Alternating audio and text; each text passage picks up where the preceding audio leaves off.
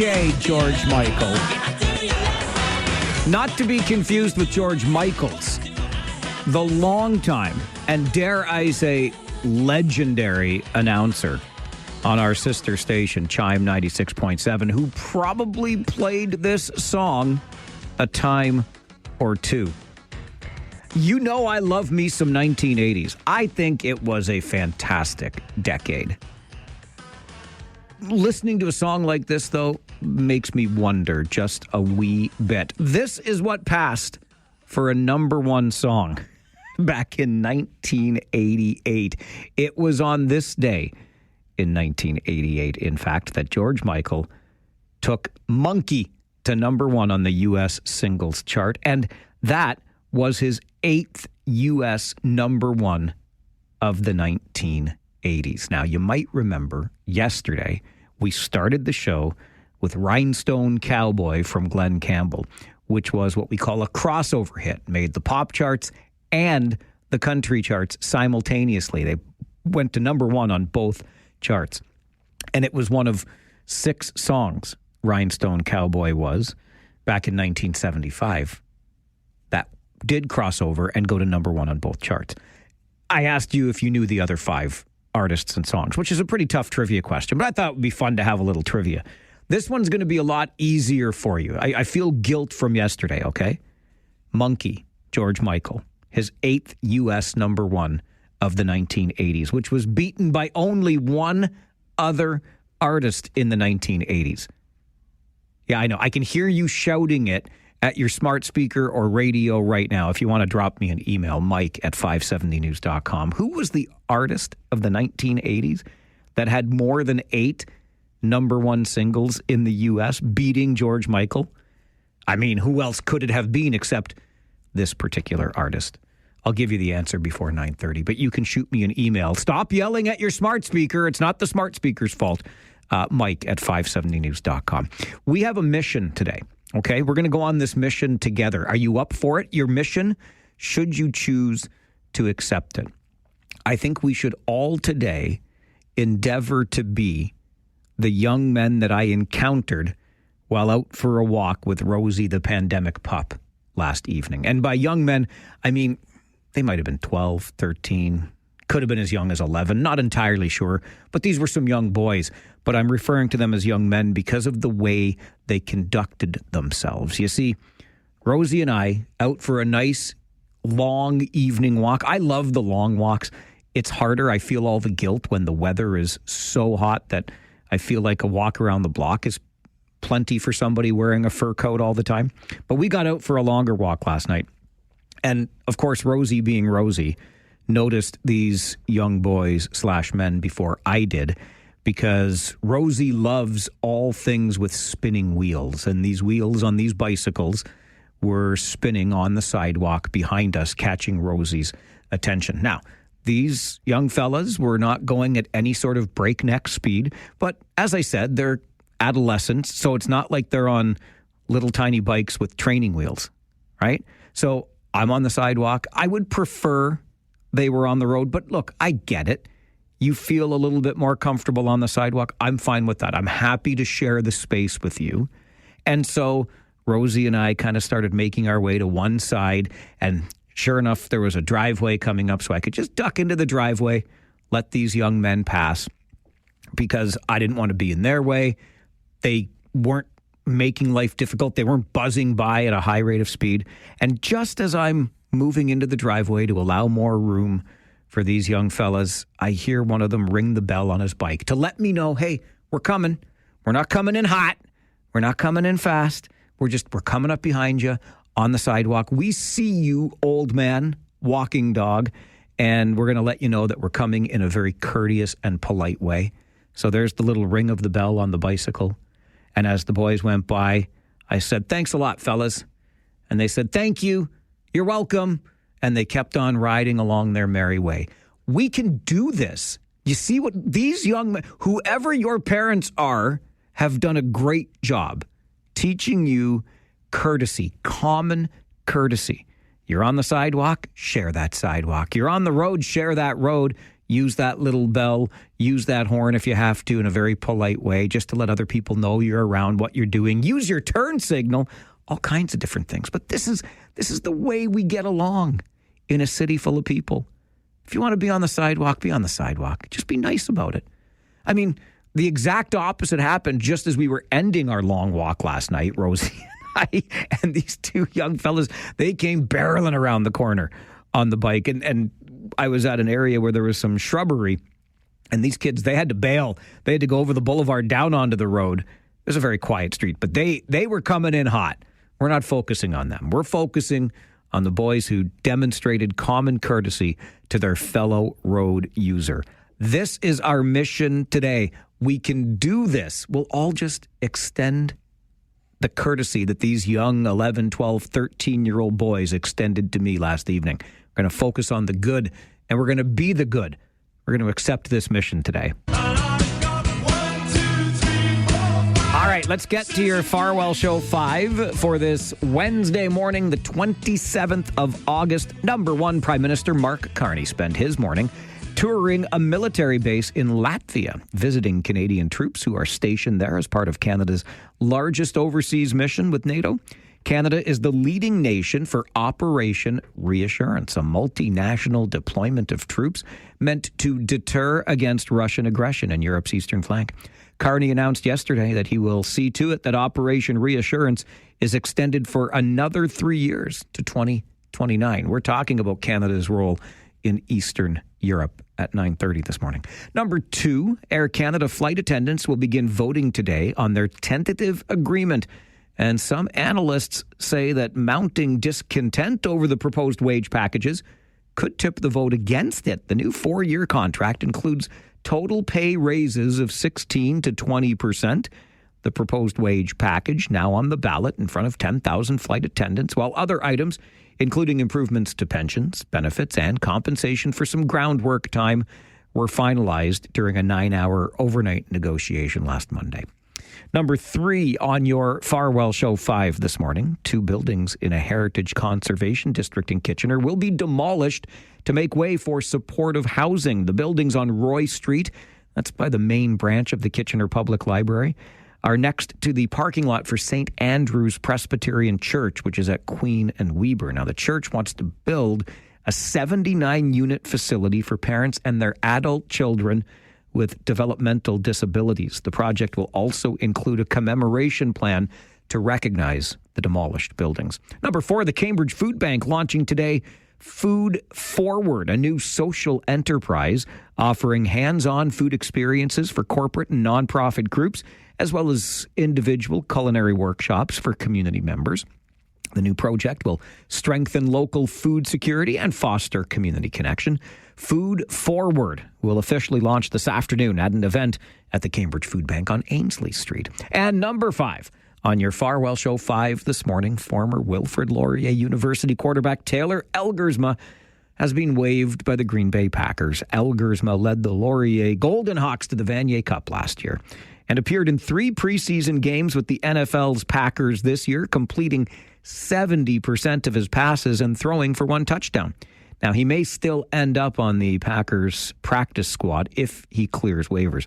Elgersma is just the 4th Canadian university QB to sign with an NFL team and the first since 1987. And that is your Farwell Show 5 for this Wednesday morning. We'll take a break. When we come back, the morning wake-up call is it's going to be the wedding of the century, isn't it? Oh, wait. What about Harry and Meghan? It's going to be the wedding of the decade. Or Taylor, Travis, they're going to get hitched. I don't think there's anything like this. What can we possibly compare it to? I've got some ideas. We'll find out how you feel about the big engagement news yesterday. This is the Mike Farwell Show, 570 News Radio and Rogers TV.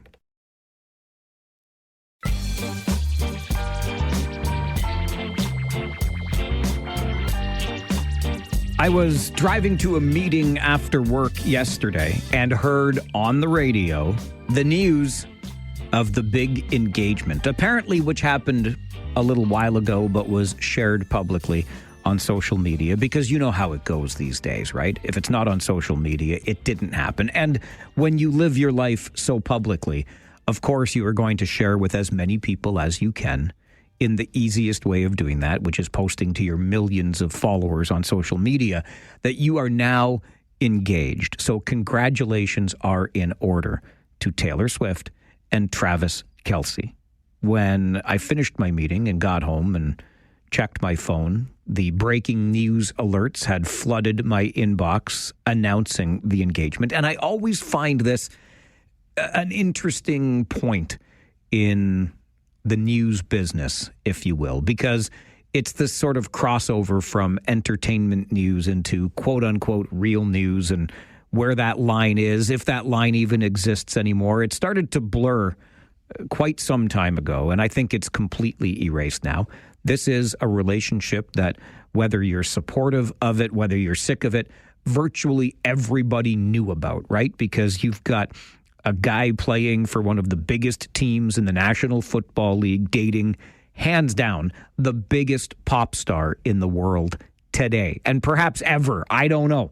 But anyway, the announcement of the engagement, and it even reached the ears of President Trump, who was asked about it during a meeting that he was holding, or a media event that he was holding. And it wasn't that long ago, if I recall, that Donald Trump was slamming both Taylor and Travis. But the president, magnanimous when asked about it yesterday. Well, I wish him a lot of luck.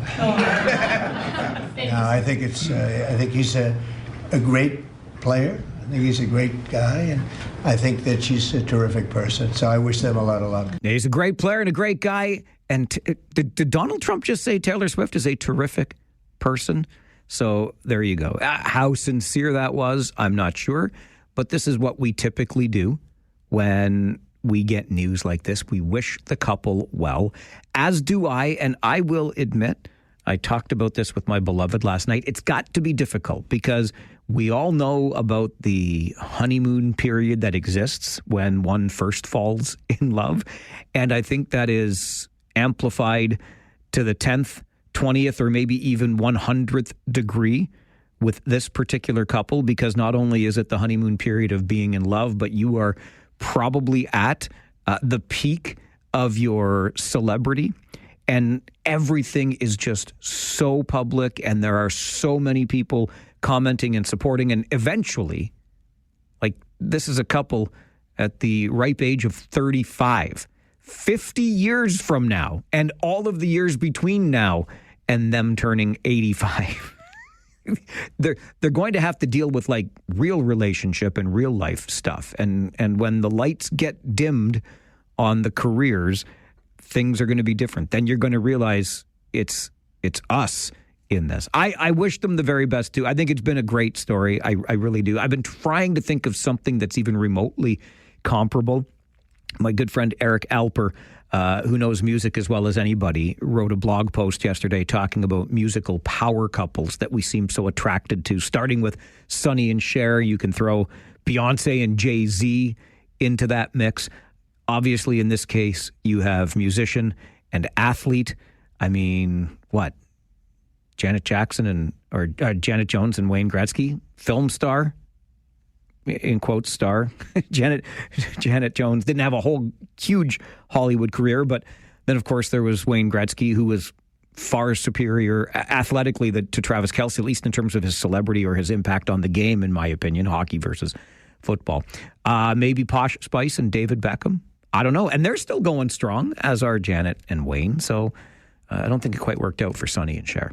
Anyway, congratulations to Taylor and Travis from all of us here on the Mike Farwell Show. 570 News Radio and Rogers TV.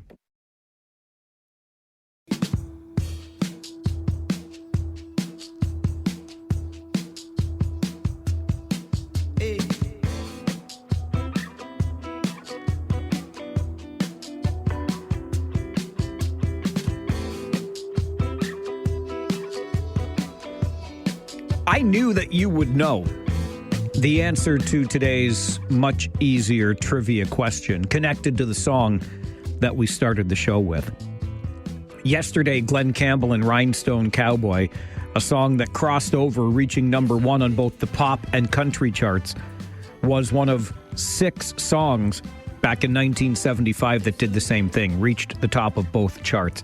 And I asked you the other 5. That's a difficult one. This morning, we started with Monkey by George Michael, his 8th number one single in the U.S. in the 1980s. And only one artist in the 1980s had more number ones in the U.S. than George Michael.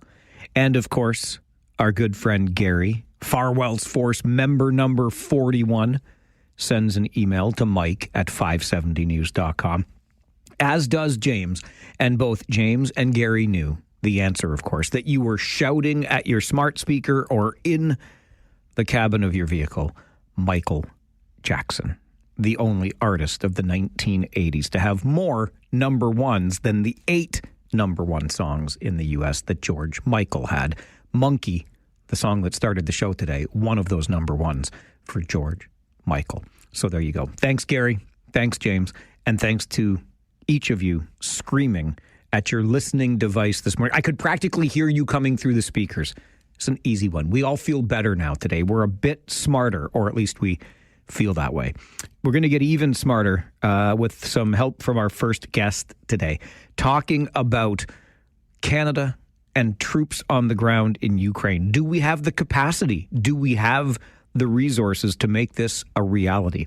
That conversation coming up on the Mike Farwell Show. This is 570 News Radio and Roger. This is where today's topics turn into today's talking points. It's local and it's Democratic radio at its finest. This is the Mike Farwell Show on 570 News Radio. We're investing today $2 billion in new military assistance for Ukraine. $800 million of this will help strengthen Ukraine's arsenal for the most urgently needed defense equipment, drones, ammunition, armored vehicles.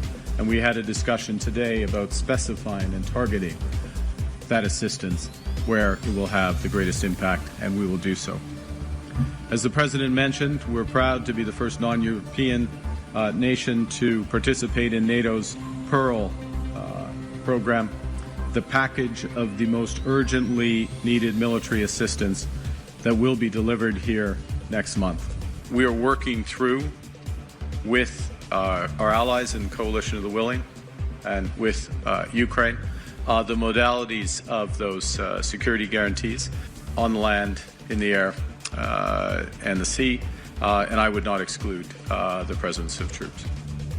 The Mike Farwell Show continues On 570 News Radio. Would not exclude the presence of troops in Ukraine, says Prime Minister Mark Carney this weekend. And as we told you this morning, in the Farwell Show 5, Operation Reassurance is getting some reassurance. This is a deployment of troops meant to deter against Russian aggression in Europe's eastern flank, and Canada is leading the way in that deployment, and it's going to be extended now until 2029. That's a lot of commitments for a military that I think we all understood to be rather thin in terms of its resources here in Canada.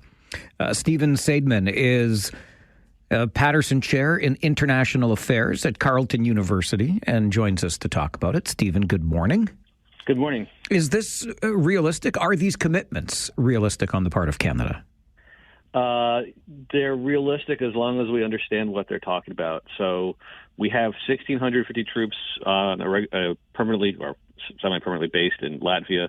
They rotate every 6 months, and we can do that. And the question is about Ukraine, and the real number there is probably something like 250 because we started out in the aftermath of the first Russian invasion in 2014 by sending troops to train the Ukrainians. So that was going on, Operation Unifier, from 2014 until the second invasion in 2022. And now the equivalent of those troops have been doing training in Poland and in the UK and other places. So one could imagine moving Operation Unifier back into Ukraine. So that would be, again, 250 troops. Is that enough to reassure the Ukrainians? Well, it depends on what everybody else throws into the basket. Why is it important for Canada to be playing this role internationally right now? Well, there's a variety of reasons for it. One is simply that there's a lot of Ukrainian Canadians who care about Ukraine, so there's a domestic political imperative. The second thing is that we are a member of NATO, and one of the ways we've pushed back against our history of underspending is by saying we do more. And by being in Latvia, we have a role that's equivalent to the Germans, that's equivalent to the British, and that's equivalent to the Americans, because we are the leader of all of the NATO troops in Latvia, just as the British are all the leader of all the troops in Estonia and so forth.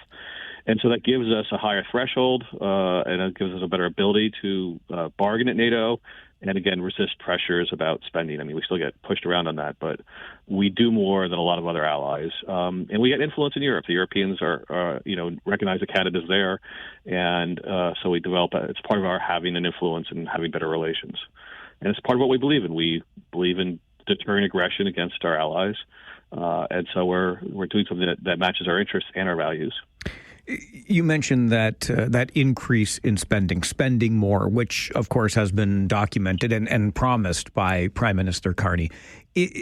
Are these efforts, Stephen, contingent upon that increase in spending, or can they be done irrespective of increased capacity to our military? Well, we've been doing it before the bump in spending, so yes, we can do it. It'll be easier to do so. Our recruiting numbers have turned around. We're doing better. So the larger our Army gets, the easier it is to sustain these missions. The more we spend on bases and pay and equipment and ammunition, the more likely, the more effective this mission is. So they're certainly reaching the 2% threshold that's been bandied about for years will certainly help these missions perform better. But we've been doing this stuff before, on a shoestring, so it's possible for us to continue. But I think this government is sincere about spending the money. The interactions I had last week with the military indicates the money is flowing. How do you feel about this increase that Canada has promised? And you make such a great point, a reminder to us that just catching up to or reaching our commitment to NATO for starters. But there's been some discussion and debate around this idea of such significant spending on the military. Is this just a sign of the times globally? It's partly the sign of the times globally, and it's partly overdue, which is we have not been investing as much in our military, and so the equipment has been declining. The bases have been falling apart. That did affect recruitment and retention. And so we need to spend more money just to keep up. Defense inflation is a thing. Defense equipment gets more expensive every year faster than regular inflation. Plus, the Ukraine war has demonstrated to us all kinds of capabilities that we don't have, and that would be necessary in a future conflict. So drones, counter drones, all that kind of stuff. So that requires money. If we want to be a player on the international scene, we need to spend money. If we want to have submarines under the surface in the Arctic, that requires more money. The challenge is that the world is more dangerous than it was 5, 10, 15, 20 years ago. And our military has been declining. That post-Afghanistan, we didn't invest as much in catching up to all the needs, and now we have the bills are coming due, so we have to spend some more money. How much does the current relationship we have with the United States factor into this? Well, that's a really complex question. So it could work in one of two ways. One is the world, taking Trump aside for a second, we need to spend more money because of what the Russian aggression, because of Chinese aggression, because of other things going on out there, because of climate change. The world is more uncertain, and so we have to spend more. And again, our military was declining long before Donald Trump showed up. Now the question then becomes, how do we do this now that the United States is an unreliable ally? And one can argue we need to spend more money to placate him. I don't think that's really the right way to go because it's hard to really satisfy him.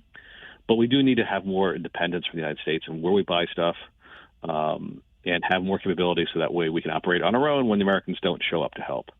So that, again, requires more money. So I think the fact that the United States is less reliable is a key factor in driving us to spend a bit more money to have a military that can sustain itself a little bit better, even without the United States helping out. Stephen, really appreciate your perspective on the show. Thank you very much for being here. My pleasure. Stephen Seidemann is the Patterson Chair in International Affairs with Carleton University. These are, I would describe them as significant commitments on the part of Canada. That being said, as Stephen Seidemann points out, it's not as though we haven't done them before or, in fact, aren't currently doing them. Will this increase the amount of support we can provide as we increase that spending? Of course.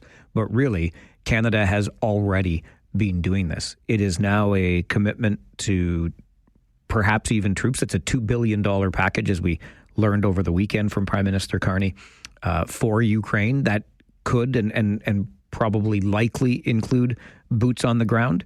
And then again, looking at Operation Reassurance, which Prime Minister Carney just invoked yesterday and said, as the leading nation in that multinational deployment of troops, we will continue for another 3 years until 2029 with Operation Reassurance. Just two areas in the global arena where Canadian troops are actively participating. And it all comes down to and ties into that commitment to greater military spending for a rapidly, dare I say, changing world. And we were behind before. And I've heard the criticisms of investments in the military, and I get it. I do, because nobody really likes the idea of war. And some of the images we have seen from around the world are they're just horrific, quite frankly. But given the state of the world today, the uncertainty in so many areas, if you're going to be a big person and be a strong global partner and ally, I think this is necessary spending and necessary work. Your thoughts on Canada's commitments, Ukraine, Latvia, and so on. 519-570-2545, star 570, 1-800-570-5715. Let's hear your thoughts on the Mike Farwell Show, 570 News Radio and Rogers TV. They're certainly reaching the 2% threshold that I've been bandied about for years will certainly help these missions perform better. But we've been doing this stuff, on a shoestring, so it's possible for us to continue. But I think that this government is sincere about spending the money. Interactions I had last week with the military indicates the money is flowing. Maybe we go from shoestring to twine in terms of the thickness as we increase military spending to not just meet our NATO commitment, but beyond. And included with that commitment would likely be some reinforcement of what's already happening, which is support for Ukraine since the first Russian invasion back in 2014, and the continuation of Operation Reassurance, where Canadians' deployment leads the way with this multinational effort to protect Eastern European flanks against Russian aggression. It sounds like a lot for a military that we have understood to have very little. That was Stephen Seidemann, by the way, Patterson Chair in International Affairs at Carleton University. Let's hear from you on this at 519-570-2545, star 570 and 1-800-570-5715. Kara, good morning. Good morning. How are you? I'm good. How are you? Good. Very good. Good. I'm quite interested in this program today as I'm ex-military myself. Oh. And I truly believe in defense spending.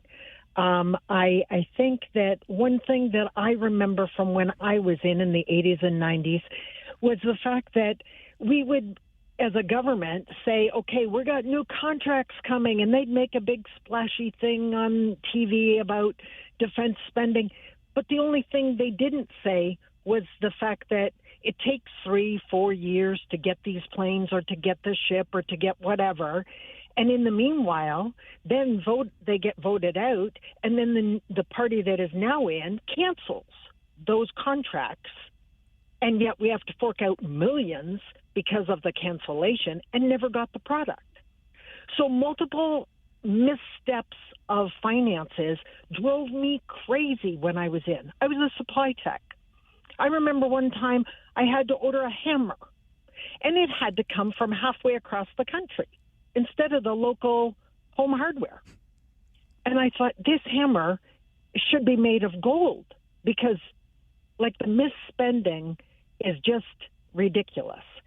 And that's one thing that always bothered me, because I truly 100% believe the Canadian Armed Forces are awesome. I believe that we work with what we've got. However, the bigwigs in Ottawa are mismanaging, as I feel with a lot of CEOs in this world of companies and whatever. You know, the rich get richer and the poor stay poorer, and it seemed like the military was always getting ripped off. Or when we would get a raise, it would be, you know, they'd, again, over the radio, over the TV, they're giving the military a raise. Oh, wonderful. And then when we get it, it'd be like $1. And I was like, what the hell is this? By the time you get, you know, your taxes and whatever, we got minimal, always minimal. It was crazy.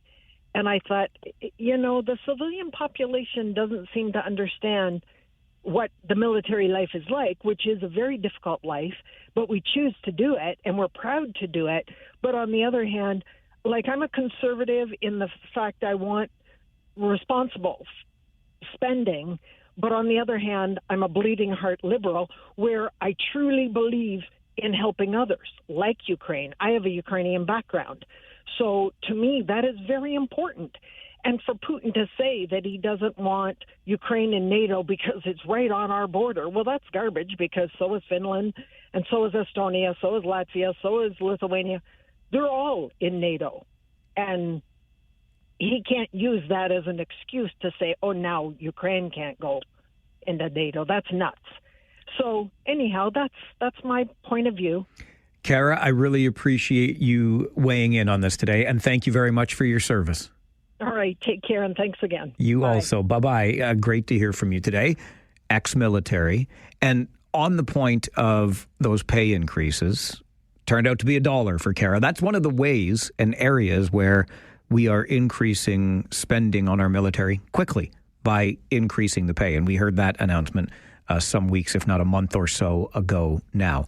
On some of the larger scale sides of this, going back to procurement, not just a hammer, but how about that submarine, 12 new submarines for our Navy? And Prime Minister Carney announcing yesterday that he has shortlisted the possible suppliers to either Germany or South Korea. Definitely movement overall when it comes to our spending on the military here in Canada. This is the Mike Farwell Show, 570 News Radio and Rogers TV.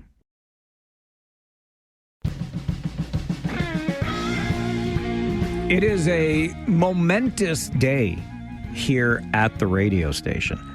And I would not have known how momentous the occasion was until I received a text message from my manager in Toronto today, early this morning.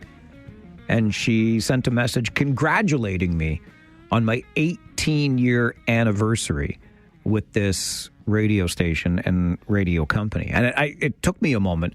You know how they say time flies when you're having fun? Well, my goodness, I can honestly remember the first day back in 2007 that I stepped foot back into, because I had been there on 2 previous occasions and then left and then came back and then left and then came back. And then I came back for good, apparently on August the 27th, back in 2007, 18 years ago this very day. And that would have been, of course, our former building in downtown Kitchener. We moved here to the boardwalk and our fancy news studios some time ago now, but started back in the building downtown. Here we are today, and it's 8 years that I've had the tremendous privilege of being on this show with you every day. And as I told my manager this morning, I said, I look forward to the next 18. Like, let's go. I'm having way too much fun to stop doing this. And I'm really grateful to you for being a part of this with me. I thoroughly enjoy our conversations every day. And if you remember something we were talking about not too long ago, because my manager here in Kitchener brought in a little box for me congratulating me on my 10-year anniversary. He had found it locked away in a filing cabinet somewhere. So I got my 10-year plaque. I think the text message is all you get for 18 years, but I literally about 1 month ago, 6 weeks at most, got my recognition for 10 years.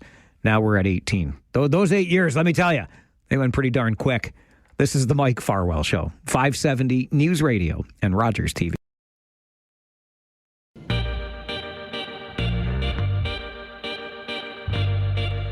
Wednesday mornings, just after our 10 a.m. update, we mind Ottawa's business with the help of the Blacklocks Reporter, the only reporter-owned and operated newsroom covering our nation's capital. I encourage you to check it out at blacklocks.ca. Get yourself a subscription while you're there, because Blacklocks is telling the stories that many of us would not hear otherwise. Managing editor there is Tom Korski, joins us for a chat every Wednesday at this time. Tom, good morning. Morning, Mike. I was really hoping, not much chafes my chaps more than the amount of money that our federal government spent on outside consultants. And I thought we had passed that era, but sadly, we have not. More money found to evaluate projects that were created by the own department within Employment and Social Development. How did this happen? It doesn't make sense, does it? No one will tell them to stop, and so they won't stop. The Department of Employment has 34,000 employees, 34,000. It's bigger than the Army, Navy, or Air Force. It's huge. And they will not stop hiring consultants. They have spent in 1 year as much as $250 million on consultants. And when asked to justify this, have told parliamentary committees, well, why don't I just quote what they say? They say, we only hire a consultant when specified skill sets or specialized knowledge are lacking among our 34,000 employees. Is that so? Well, here's one. They are going to hire a consultant, no budget disclosed, to see how one of their own programs is working. They call it in-depth understanding. Like, what they're going to do is call employers who do the hire a student program and ask them how it went. So we're talking about grabbing a pen and a piece of paper and picking up a phone, not too specialized. They won't stop at government-wide. Consultancy is a $25 billion a year racket. It's really something. It certainly is. Okay, from hiring students to helping entrepreneurs, particularly female entrepreneurs. What, Tom, do we know about the WE Fund? This is, frankly, an astonishing internal audit. By the way, the departments don't do internal audits out of the goodness of their heart or love of taxpayer. It's an act of Parliament. It's a legal requirement. If you spend big money, you must audit it. And you know, when their own internal auditors, these are their own employees, come out of the room with their heads shaking and sweating profusely, you know it didn't go well, which is what happened with the Women Entrepreneurship Fund. Cabinet. They spent $130 million. Thousands of women applied. Only 322 were accepted. That's a suspiciously low success rate. And what they did was justified grants of up to $100,000. Can you imagine? A six-figure grant from the Department of Employment on a promise it would create startups and lead to net job creation. Problem, the number of startups created under this $130 million was zero, and the amount of net job creation was zero. It was a complete boondoggle. $130 million gone forever. We can lose money or spend it very quickly, can't we? No one can spend money behind closed doors like the Department of Employment. And when you ask them, how is that even possible? They will tell you they're workaholics. Sometimes they're working past 4:30. It's nothing but work in the service of Canada. They won't stop. They are not going to stop. Check the desks at 4:37 every day. You'll find them diligently, nose to the grindstone. All right, Tom, we're days away. Next Monday is the day that our counter tariffs, our retaliatory tariffs against the United States, drop. But according to Global Affairs Canada, we'd rather see those retaliatory tariffs remain in place. Isn't that something? They do a lot of internal polling of ordinary Canadians. Instead of asking caucus members, who knows more about what's going on in the town than your local MP, but they prefer to hire pollsters instead. And their own polling data by the Department of Foreign Affairs internally finds that Canadians really meant it on counter-tariffs, retaliatory tariffs. 72% said they were all in favor. And even though it was a declining scale, even if it meant job losses in your town. They said they took the threat very seriously. This is not ancient history, by the way. This research was just conducted in May and just disclosed now, and advised elected officials, as the pollster writes, to not back down and stand up to the United States. Too late. So close. So we're almost there. Almost. All right. I've got to ask you about one more before I let you go, because there's a connection to the Canada Revenue Agency office right here in our fine city of Kitchener. But can you please explain the amount of television that CRA employees are watching on the clock, Tom? Sad news for the Kitchener office. I don't think they do this in the regional offices, but back at headquarters in Ottawa, there's a boardroom on the 6th floor. It's a handsome stone building, and they have a bunch of TVs there. And managers like to watch daytime TV. According to evidence submitted at a Labour Board hearing, they particularly like sports, soccer, women's hockey. They're not fussy. Oh, most importantly, the Labour Board was told, I quote, they do not have to account for the time, end of quote. That's company time, that's taxpayer time, and they like to watch daytime TV. Like the Young and the Restless, perhaps? It's a living. Well, my favorite part was they caught one manager watching World Cup soccer, and they actually gave him a 3-day suspension. And he said, are you kidding me? Are you new here? Do you know how it works? How dare you suspend me for something that we just that typically everyone do? enjoys, exactly. You're entitled to your entitlements at the CRA.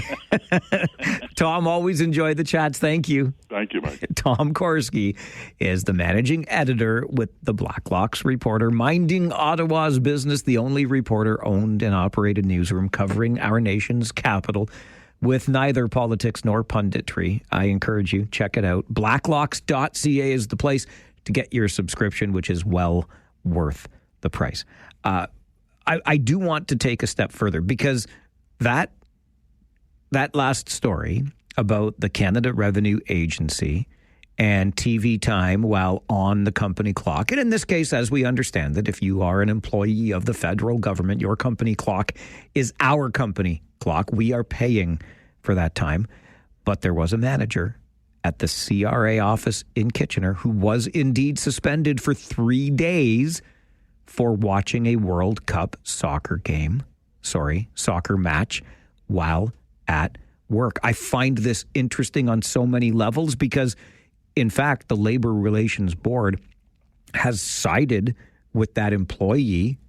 His 3-day suspension rescinded. We'll talk about it coming up, and would love to hear from you. The idea of, when there's a big event, shouldn't we all gather around the TV at work and watch the goings on? That's coming up on the Mike Farwell Show. This is 570 News Radio and Rogers TV.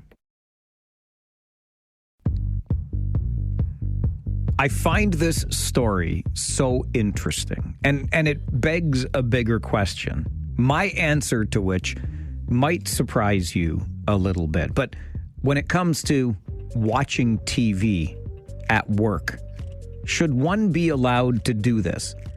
And I would submit to you that, of course, on a special occasion, and I don't mean you live streaming your cousin's birthday from another part of the world kind of special occasion. I mean the likes of, you know, those stories that we've all heard, and maybe you were old enough to remember. I was too young. I was born, but I was not yet in school when the Summit Series, 1972, Canada, Paul Henderson, all that great stuff. But the TVs being wheeled into classrooms so that you could watch. How about space shuttle missions back in the day, right?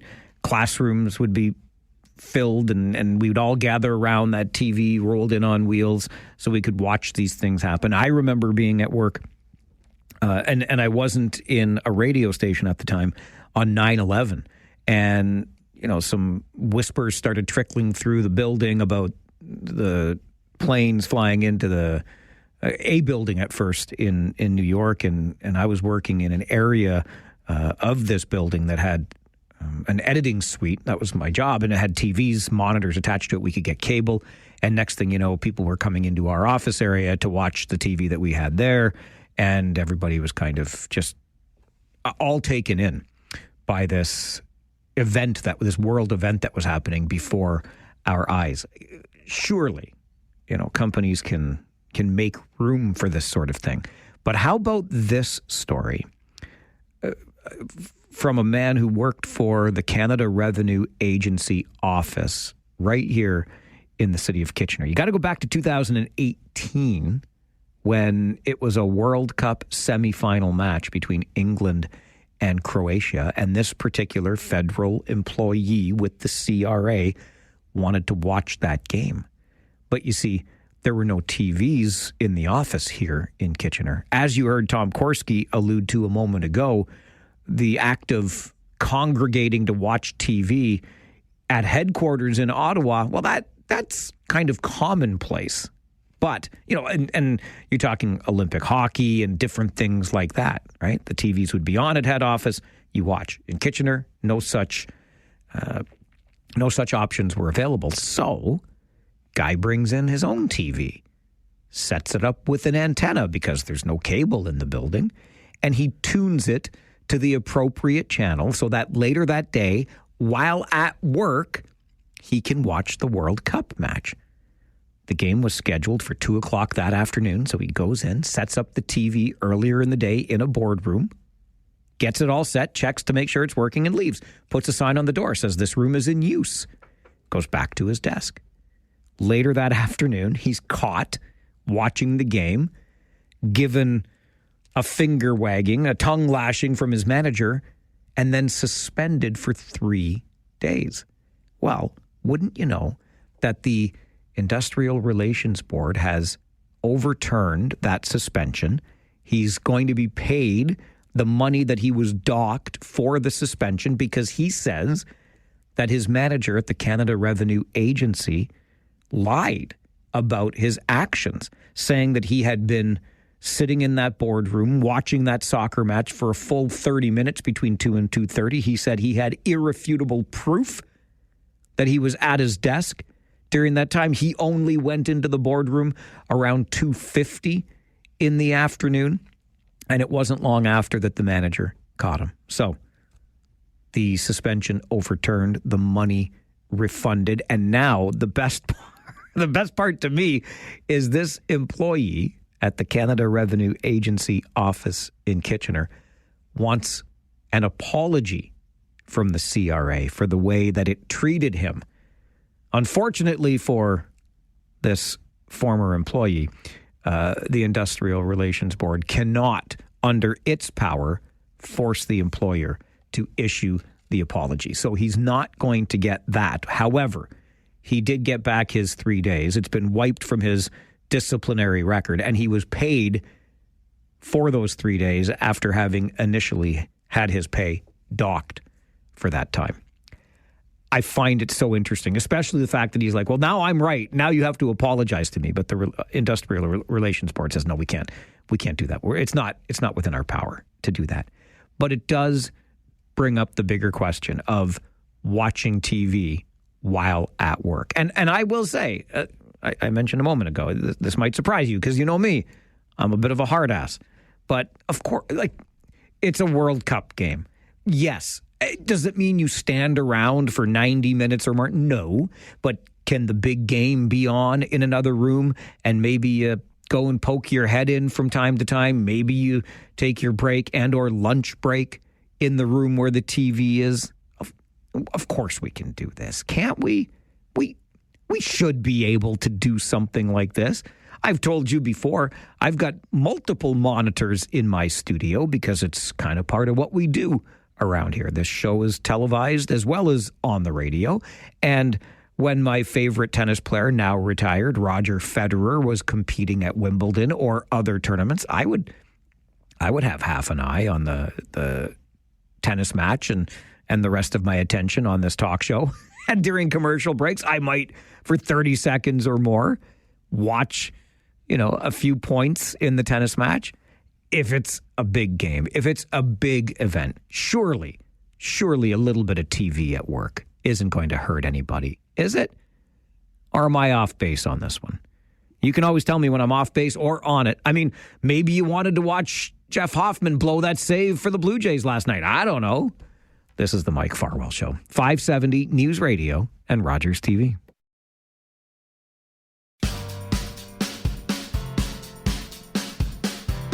I will admit it to you, even though I'm not necessarily proud of it, but I'm going to admit it. Transparency is one of the pillars of this show, as you know.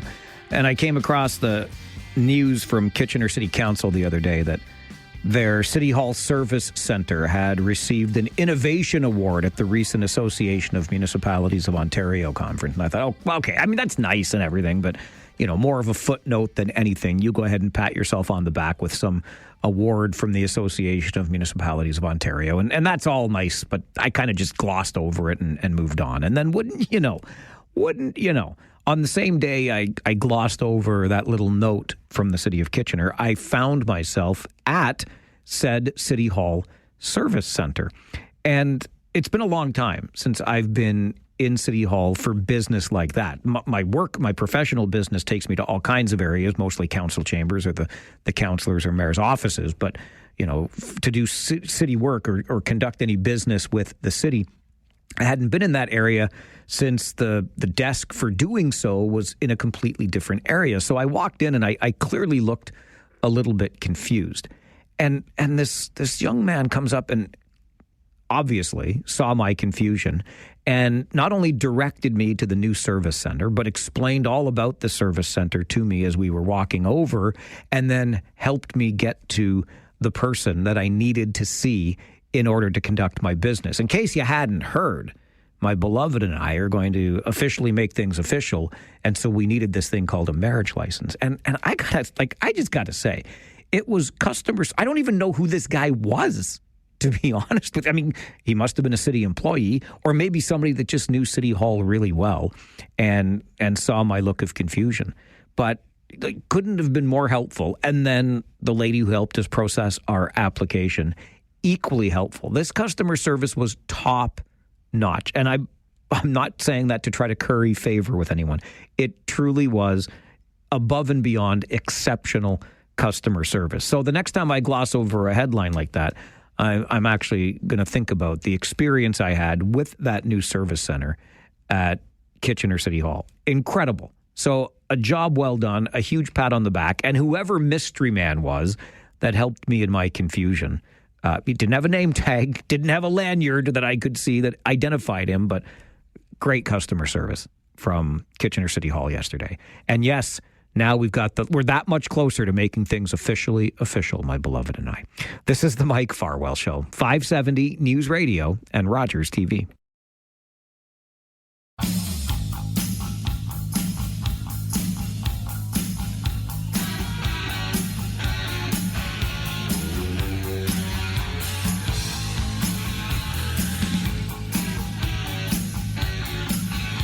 Well, I'm so happy to have a good friend back in studio with me to talk a little bit about the Yellow Moon Mouse Children's Campaign and his latest book. Author Dennis Shear joins me in studio. My good friend, good morning. Good morning, Mike. How you doing? I am doing terrific. How about you?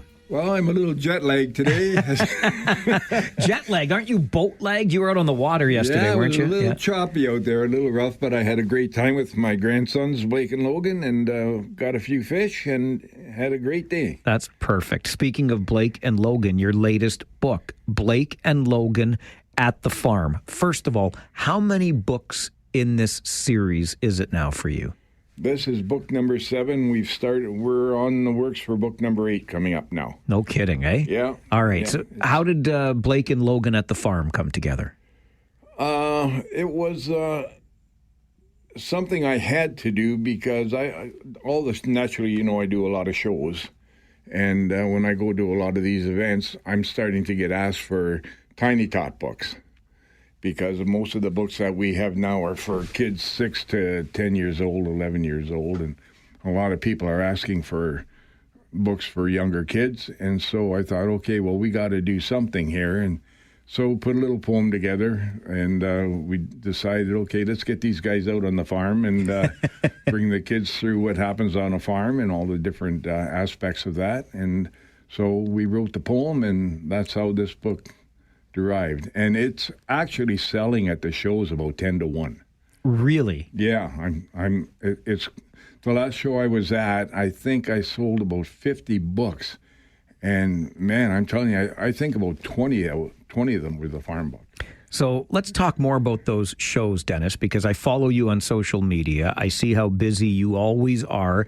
Virtually any opportunity you get, you're at a farmer market, some sort of vendor's market. And you were telling me during the news update how busy you are from now right through almost the end of the year. What sorts of places are we going to find you? Well, I'm going to be on Monday of the long weekend. I'm going to be in Woodstock at Nostalgia Toy Show.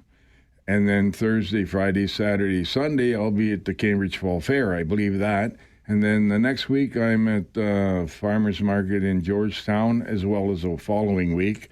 And then I think I'm in Woodstock for 2 days after that for a Taco Fest, Cheese and Taco Fest. And I think then I'm up to Ancaster. And Erin Fall Fair is coming up, and I'm going to be there for 4 days.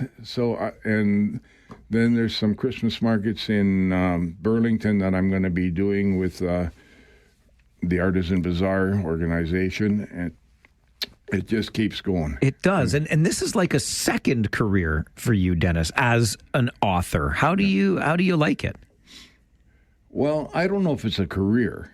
It's just something that happened. I never planned this. Sure, none of us planned it. It was just stories we made up randomly when we had story time with the little guys when they were tiny tots, and I kept and logged them all. And then when the idea to raise money for kids' cancer came up, this is how it all developed. So whether it's a career or not, like I was in the songwriting game, as you know, for quite a long time, for about 35 years, and I did all that.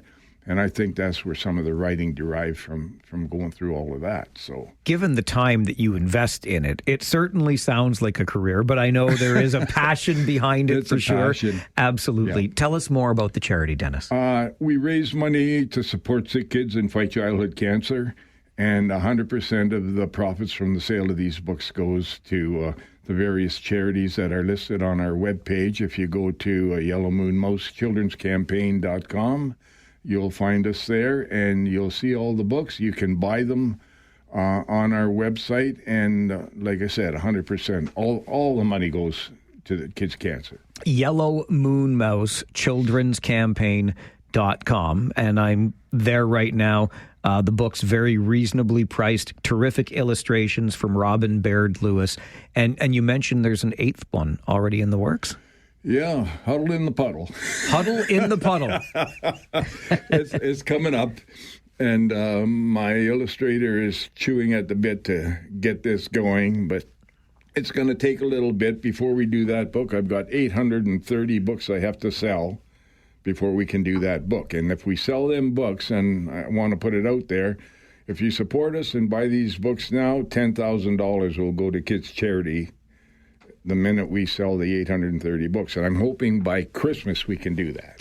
This is book number 7, as we already talked about, Blake and Logan at the Farm. And you mentioned if you sell the remaining 830, $10,000 is going to charity.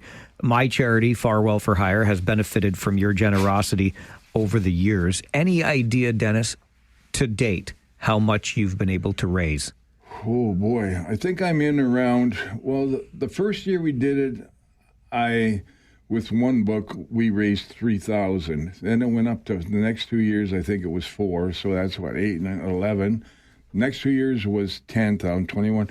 So 9,000, we did just over 9,000 this year. We did close to 9,500 this year.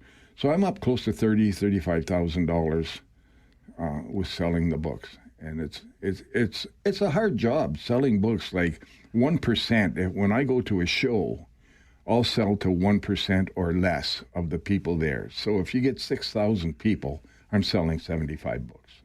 Just to put it out there that, it's not an easy sell. But a lot more people are going after books, and we're starting to find that now. They're trying to get a lot of their children off the tablets and the reading thing. And I'm getting a lot of compliments with the size of the print in our books. People really like that as well. So, and now with this book here, with the Tiny Tot thing going on, I'm getting a lot more interest too. So hopefully it's going to escalate a little more. I just got to get to that 830 mark now. Absolutely you do. Blake and Logan at the farm. You can check out Yellow Moon Mouse Children's Campaign.com. Books are available right there online, or as Dennis said, if there's a market, if there's a fall fair between now and Christmas, you're likely going to see them there. Support this, because all of the money, every nickel raised, goes to support kids who are dealing with childhood cancer. And I can't imagine a cause more important than that, helping out the kids. Huddle in the Puddle is in the works right now. And it just seems, Dennis, like you've got an endless supply of these stories coming out. I think we've got about 20 on the shelf right now that we could put out there. And but now with, well, like I say, with the Midge series that we got now, the boys wanted to do that. And so we're into that. And I think Blake and Logan are working on something right now. So they're not quite telling me what it is yet, but I think they're working on something. And once that comes to the forefront, well, then we'll probably concentrate on that and get it done. Blake and Logan are your grandkids, so I guess this They're creativity... watching right now. Are they? Oh, yeah. Hi, guys. Hi, guys. I guess the creativity runs in the family. Yeah, well, I think just from what we've been doing, they're going, wow, this is cool. And, they each had their own book out in the other series. Blake's got Midge Goes Crackers, and Logan's got Midge to the Fire Rescue. And they're kind of enjoying that, and they're seeing how this all develops. And so I told them, get another one going. And so I think they're working on something. Keep up the great work, and we'll keep raising money for kids dealing with childhood cancer. Thanks, Dennis. Thank you. Dennis Shearer is an author. I encourage you. These are great gift ideas. Off the screens, into the pages of a book. Why not? Blake and Logan at the Farm is the latest in the Yellow Moon Mouse Children's Campaign. And that's the website, too. Yellow Moon Mouse Children's Campaign.com. Support the effort, because this guy's putting in the work. This is the Mike Farwell Show, 570 News Radio and Rogers TV.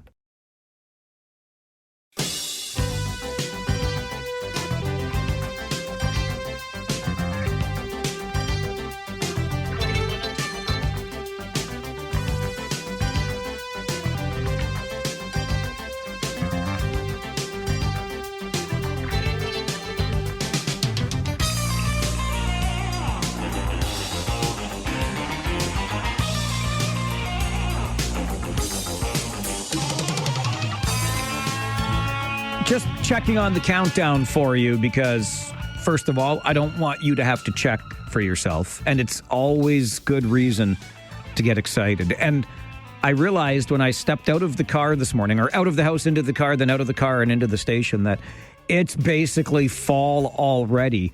And that means it is almost time for the Great Bavarian Bash. We are a mere 44 days away from the official keg tapping on Friday, October the 10th. And the festival itself will get underway September the 26th, but that official keg tapping on October the 10th, just 44 days away. The executive director of KW Oktoberfest, Tracy Van Kalsbeek, joins us on the show. Tracy, good morning. Good morning, Mike.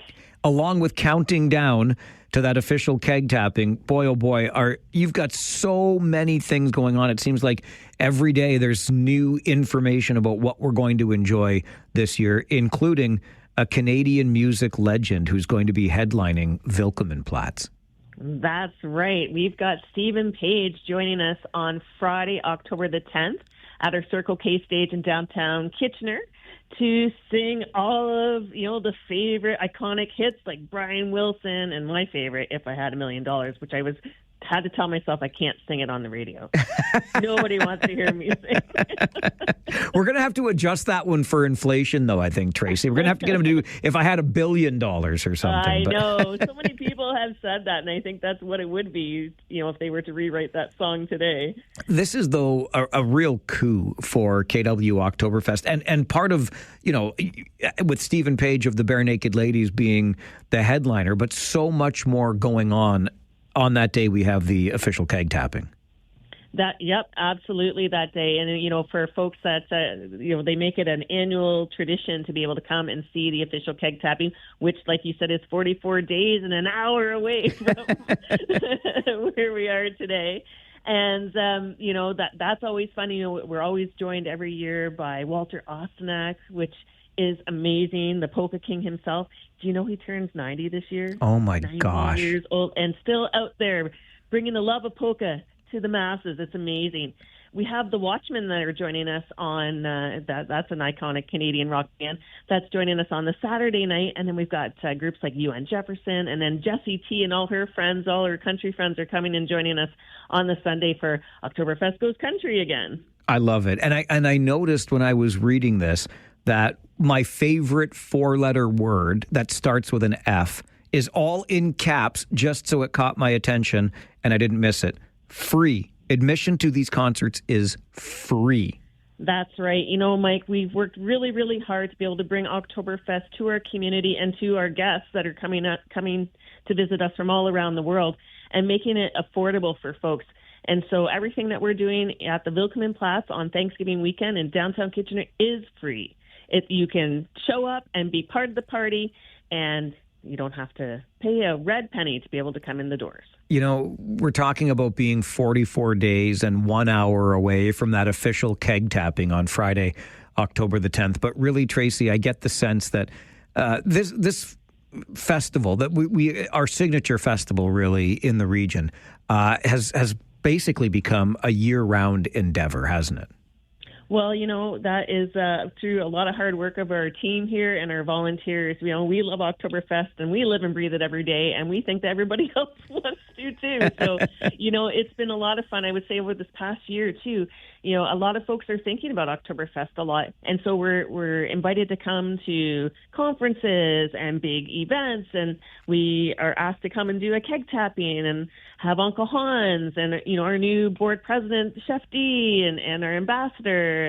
And it's a lot of fun to be able to bring the party with us. Yeah. And, as much as this is, when you just mentioned Chef D as the new president, and I remember being at Eric Traplin Day in downtown Kitchener, and there was you and Chef D, all Oktoberfesty. But as much as KW Oktoberfest is our signature local event and festival, it also, and you also, support the rest of the community in return at various events.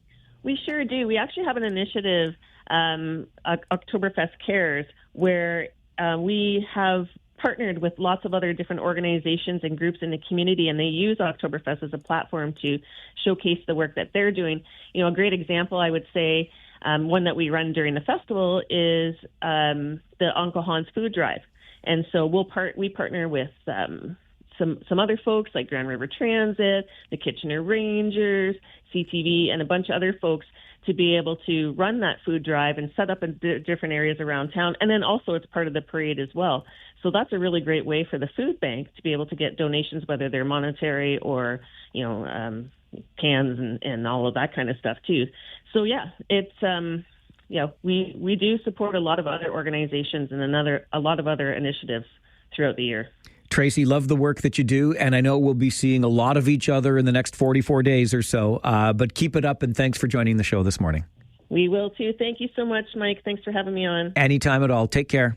Okay, bye. Bye-bye. Tracy Van Kalsbeek is the executive director of KW Oktoberfest, and it is none other than Stephen Page, former frontman of the Bare Naked Ladies, who will headline a series of free, FREE, free, all caps, concerts at Willkommen Platz this year. We are 44 days and 1 hour away from the official keg tapping on Friday, October the 10th. Pretty incredible. And by the way, as part of the programming this year, I just don't want you to forget about the first ever Sticks and Steins ball hockey tournament, which includes a special youth tournament called Hockey with Hans. That also starts on Friday, the 10th of October, runs through Sunday that weekend. And then Monday, the 13th, will be our annual KW Oktoberfest Thanksgiving Day parade. But details, oktoberfest.ca, and get ready for Stephen Page to headline the concerts at Willkommen Platz as we get set to celebrate the spirit of Gemütlichkeit for another year here in the region. This is the Mike Farwell Show, 570 News Radio and Rogers TV. It happened in Florida, but it's having a ripple effect here in Canada. A fatal truck collision has, quote, uncovered serious red flags in how states are doling out commercial driver's licenses. The increasing number of foreign drivers, says the statement from the U.S., operating large tractor-trailer trucks on U.S. roads is endangering American lives and undercutting the livelihoods of American truckers. That from the United States. And it has prompted action here in Canada by the Canadian Trucking Association, which is now calling on the government of Canada to ensure our issues with truck safety and licensing integrity are not a concern on this side of the border. So the ripple effect from that fatal collision in Florida is certainly being felt here in Canada. We'll talk to the Canadian Trucking Association about its concerns and what we might be able to do to ensure our roads remain safe with all of that tractor-trailer vehicle traffic on it. That conversation coming up on the Mike Farwell Show, 570 News Radio and Rogers.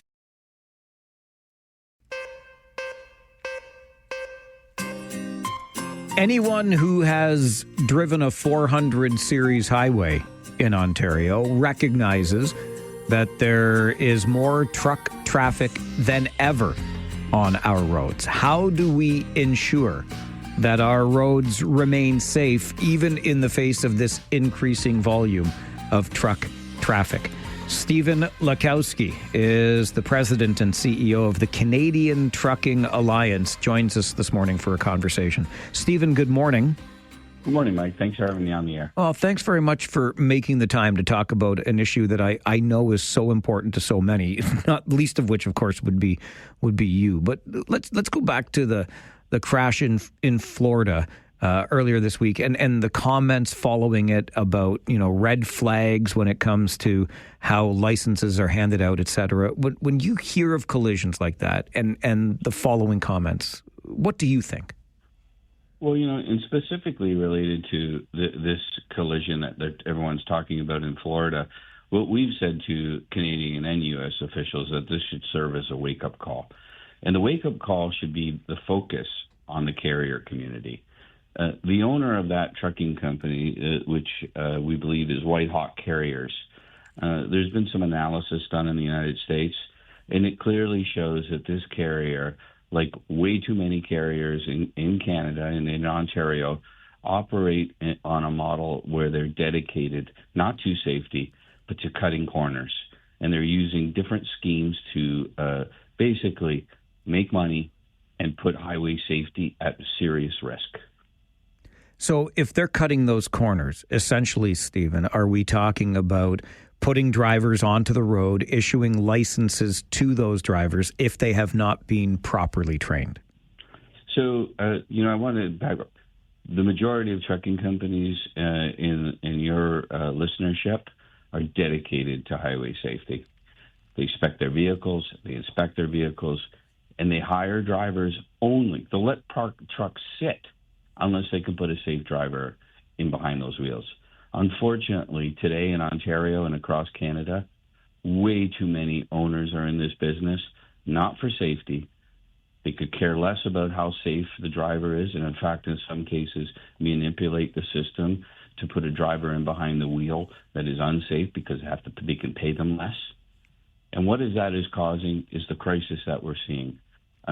Was it something that we were shocked by, what we've seen in Florida? We're all shocked by the travesty, but we are shocked by the carrier that was involved and the poor training of the driver? Absolutely not. It's happening way too much, and it's happening way too much in this province. And just as a bit of a secondary concern to this, and we'll come back to the safety in a moment, but for these other carriers that you make reference to, Stephen, and I'll cite Herb here in our community, Challenger, and so many others, if this undercutting is going on in other areas, these carriers that are focused on safety are having their livelihoods impacted here.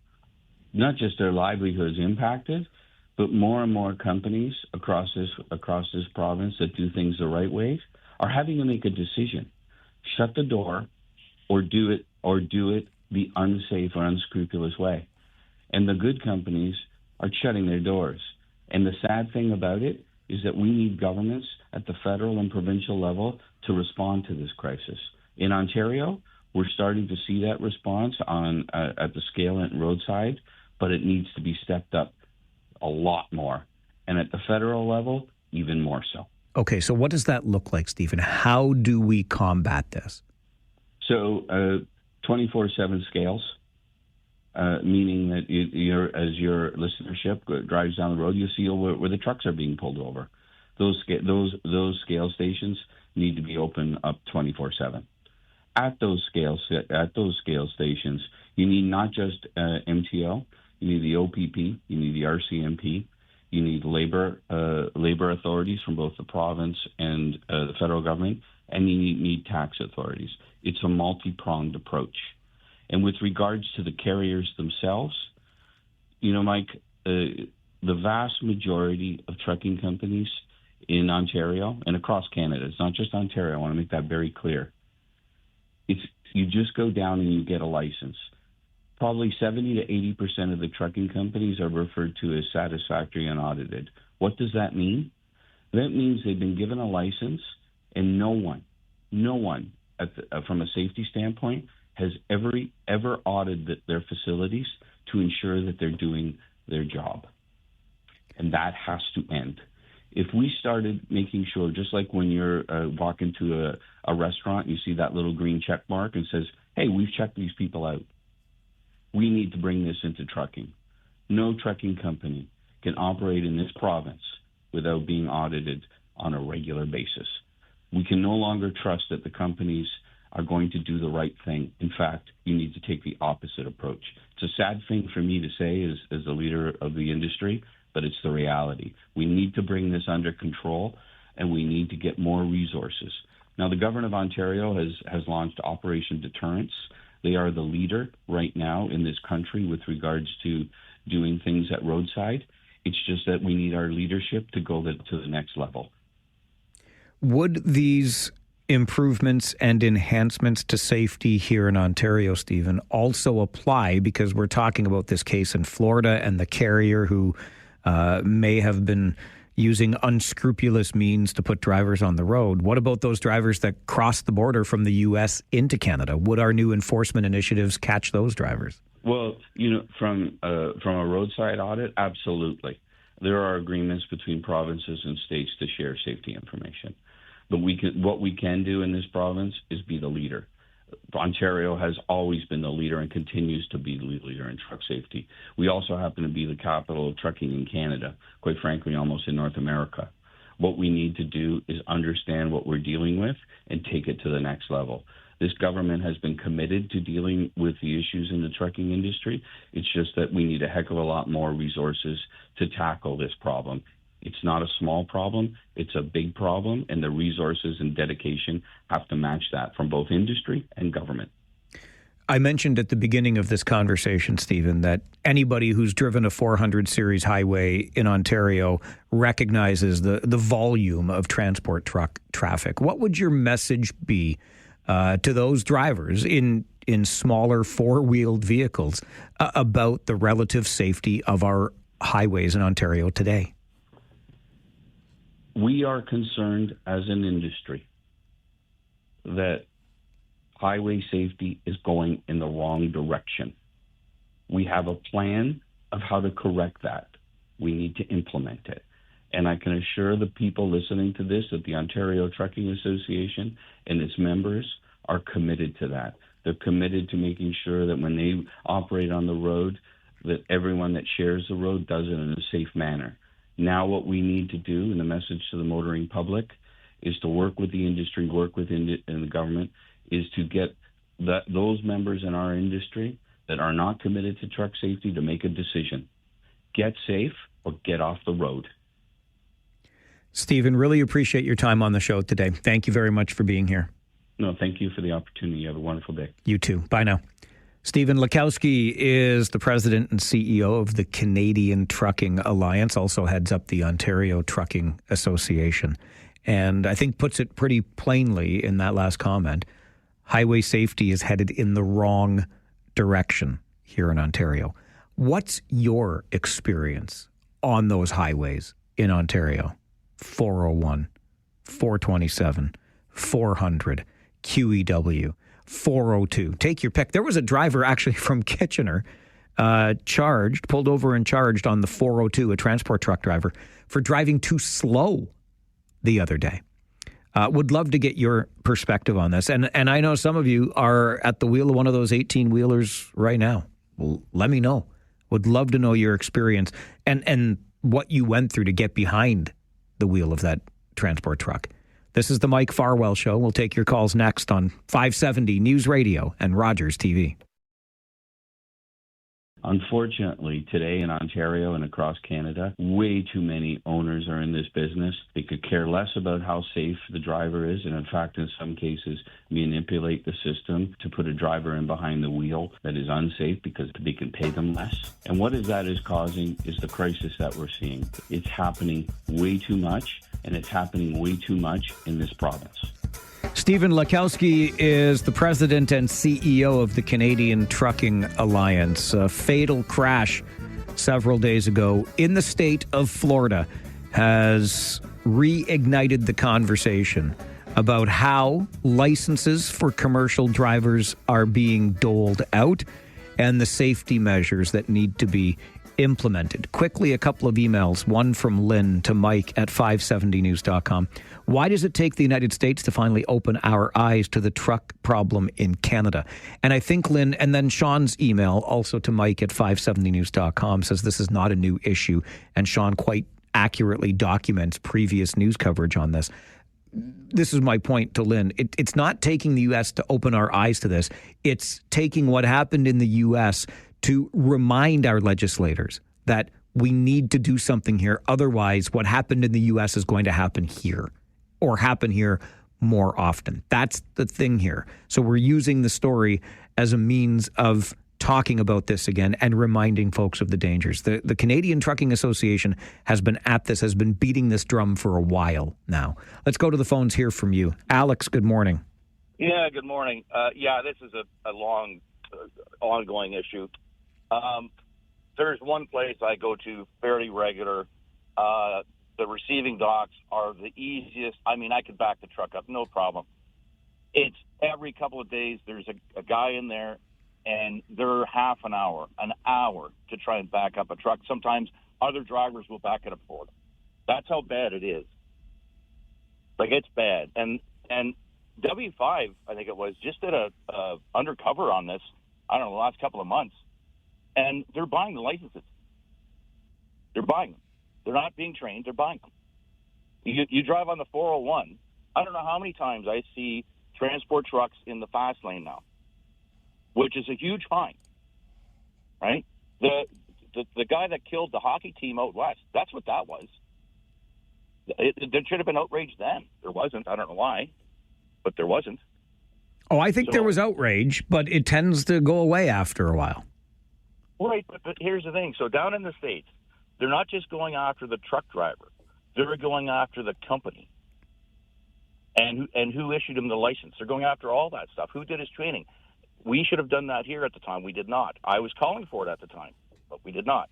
The trucking company should have been charged, and it should have been a full investigation. If you buy a license, which they're buying in Ontario, they've been doing it for years now. I know people in the trucking industry. They're telling me this all the time. These guys are untrained. They're horrible. And on top of that, they really don't care, which is even worse. Yeah, listen, Alex, I hear you. I got to move on to other callers. And I don't disagree. And sadly, what it comes down to is exploitation of the system, right? We need to get the goods moved to market. We need people at the wheels of those trucks. If you can cut corners, as our guest, Stephen Lakowski from the Canadian Trucking Association said, then you cut those corners, you put those people on the road, you get the money for moving those goods, and you don't care, because what you're doing is you're lining your pocket. And the ultimate tragedy in all of this is that decreasing level of safety on Ontario highways that our guest also referenced. Sean, good morning. Good morning. Yeah, I've been reading up on this. Although I'm not in the industry, I've been quite interested. And like they talk about the U.S., apparently there's a shortage of 60,000 drivers in the U.S. And a lot of it is to say they don't want to pay the drivers a living wage. Like, for example, in the U.S., if you're a driver, you only get paid for the miles you drive. So if, say, you have to go to a port to pick up cargo, okay, you're stuck waiting and you're not getting paid. You have to sit there. I mean, you could be waiting for half a day. You're not getting paid. You only get paid when you're actually on the road. I mean, so you could be wasting half a day not getting paid. And a lot of these companies, they do this thing where they sell the truck or the tractor to the driver, and then he has to pay to get his truck maintained by the same company. So at the end of the year, the guy although he may on paper be making over $100,000, he may only clear like $20,000 to $30,000 for the whole year. He's basically making less than minimum wage, and this is why people aren't going into it. Now, I can only assume this sort of thing's happening in Canada as well. So the problem is everybody blames the immigrants, but you know what? These people are being taken advantage of just as much, because they don't know any better. So we get tragedies like this. They bring these guys in, they exploit them, and this is what happens. Simple as that. You know what, Sean? Again, I can't disagree. You're new to the country. You're new to the community. You need a job. Somebody says, I'll get you a job. We're going to put you in the driver's seat of this truck, and here you go. You get this much training or that much training. Off you go. And then you've got a job, which you need when you get here. Exploitation across the board. And clearly, the Canadian Trucking Association has had enough of it. This is the Mike Farwell Show on 570 News Radio and Rogers TV.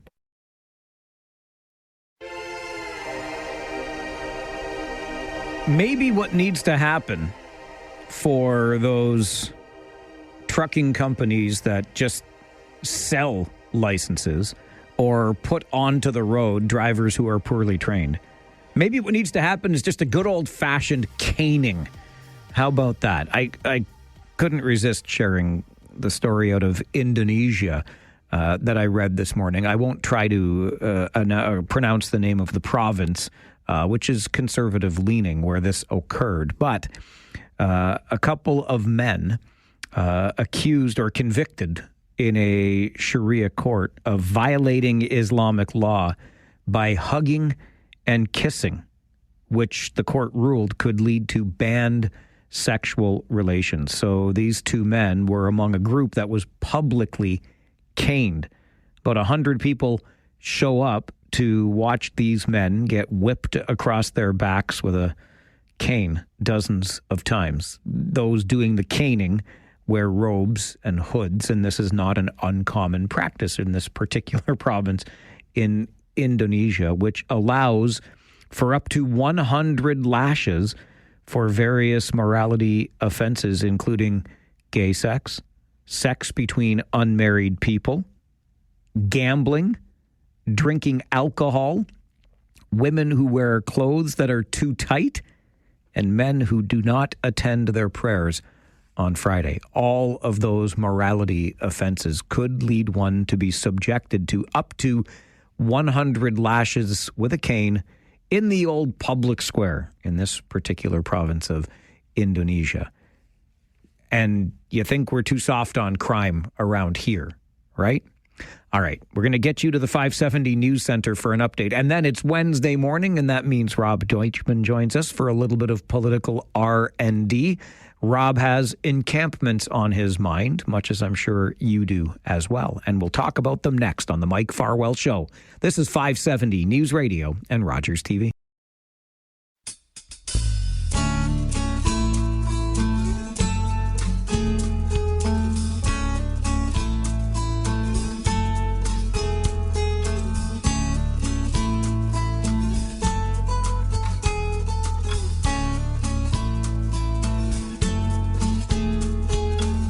Get a fast car. I want a ticket to anywhere. Maybe we make a deal. Maybe together we can get somewhere. Any place is better. Starting from zero, got nothing to lose. Maybe we'll make something. Me, myself, I got nothing to prove. Every Wednesday morning, 11:30, we are joined by Rob Deutschman for some political R&D. R for Rob, D for Deutschman. Say it with me now. R for Rob, D for Deutschman. Political R and D. And Rob always likes to start with a song of his choosing. I think he wanted the OG Fast Car, right? He didn't want the Luke Combs version because nobody wants the Luke Combs version. Look at the Luke Combs version is good as well, and I think I saw Tracy Chapman and Luke Combs do it together as well. They did. Good point. But you know what, Mike? I Googled, give me a song about homelessness, and this was one of them. Really? See, I thought when you chose this song, you wanted to talk about the kinds of cars we can't drive on our streets anymore because we're being punished by photo radar. Fast car to get away from you, but no. Listen, Mike, before we get started, I got another one of your hot takes here. Come on with you coming on hot takes. What was it I heard about watching television while working? I think that, well, okay. Michael? I think that I do it. Yeah. When Roger Federer was in Wimbledon, I would watch a little bit of it. Wagon jail, Mike. What? Come on. I can multitask, Rob. Well, we'll leave it up to your good employer. I've admitted it publicly. And Federer's retired now, so they're safe. Well, I'll call Rogers to get their opinion, and I'll wait 3 hours on hold. Wow. Come on with your coming on, Deutschman. Wow. Facts. Only facts. Use the chat bot. That's what I do. Yeah, that's true. Yeah. Okay. So, encampments. Things are good. How are things with you? I'm fine, thanks. I'm up at the cottage this week, so I'm, as I said, quote, phoning it in. Listen, I appreciate that you do this because these are important conversations, and you make time for them even while you are enjoying spectacular views. Well, you know what? I read the decision that came out recently on the encampment at 100 Vic. And look, if you got some questions, you want to direct the conversation a certain way, feel free, Mike, to jump in. But I just wanted to say that that decision was probably one of the best written decisions that I've read in a long time by a judge. The way Justice Gibson was able to, especially that first paragraph, and I sent it to you, that first paragraph. If you want to understand the complexities of the issue and the dynamics and the various interests, that first paragraph laid it out so well. And Mike, I would, as we say in court, commend to you to read this decision. It's I don't know, about 40 pages long. But if you want to truly understand what is happening with respect to these court decisions and the encampment situation, this is the decision to read. And really understand what's going on out there and really answer the questions for you. And there's more to come with respect to this. But, this decision was about whether to grant a temporary injunction before they hear the application brought by the region. And let's note, this is the second time the region has initiated an application with respect to this location, 100 Vic. And we know what happened the first time the region initiated the application, where, in the face of a bylaw that they had, a trespassing bylaw that they had that they could have enforced without issue, they decided to go to court to get the court to allow the police to enforce the bylaw, which the police could have done in any event.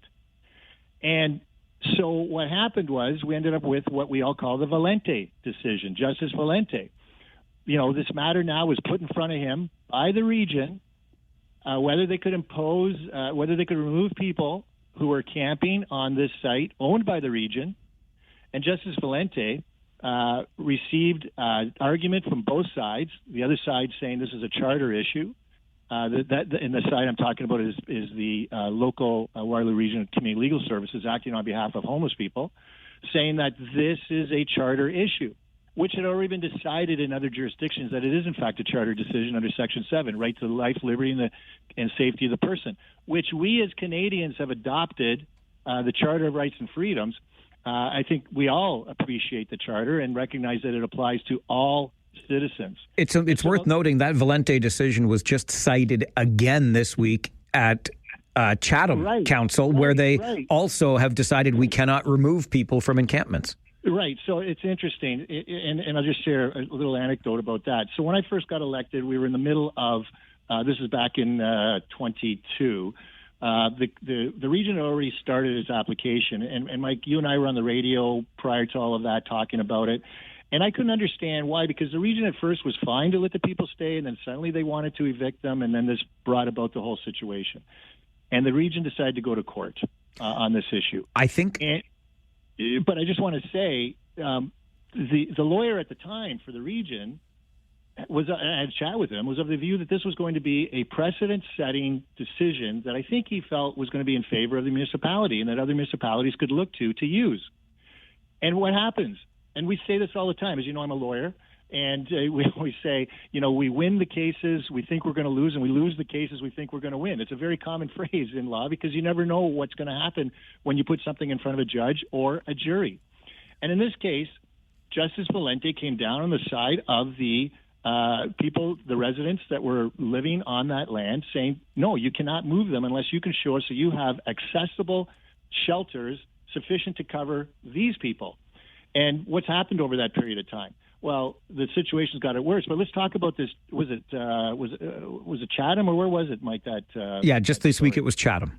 Yeah, so it's been cited though in Kingston, lots of other places, but most recently but Chatham didn't even have a court case. Chatham Council looked at it and said, and they got their legal advisors to come in and say, because Chatham wanted to pass a bylaw that said you can't camp within 100 meters of any resident. Yep. And they realized if you did a geo mapping of that, there's no place you could camp that's outside of 100 meters of any resident. And so the question then would have been, is that going to be a legally binding bylaw if somebody challenged it? If somebody challenged it. Remember, it's an if. Not everything is an automatic challenge. Well, but so Rob, let me finish. Okay. Chatham said, okay, we're going to change it to 25 meters. And what happened then? Now you've got residents and neighbors saying, well, if you have an encampment within 25 meters of my home, I'm going to face all sorts of issues. My property value is going to go down.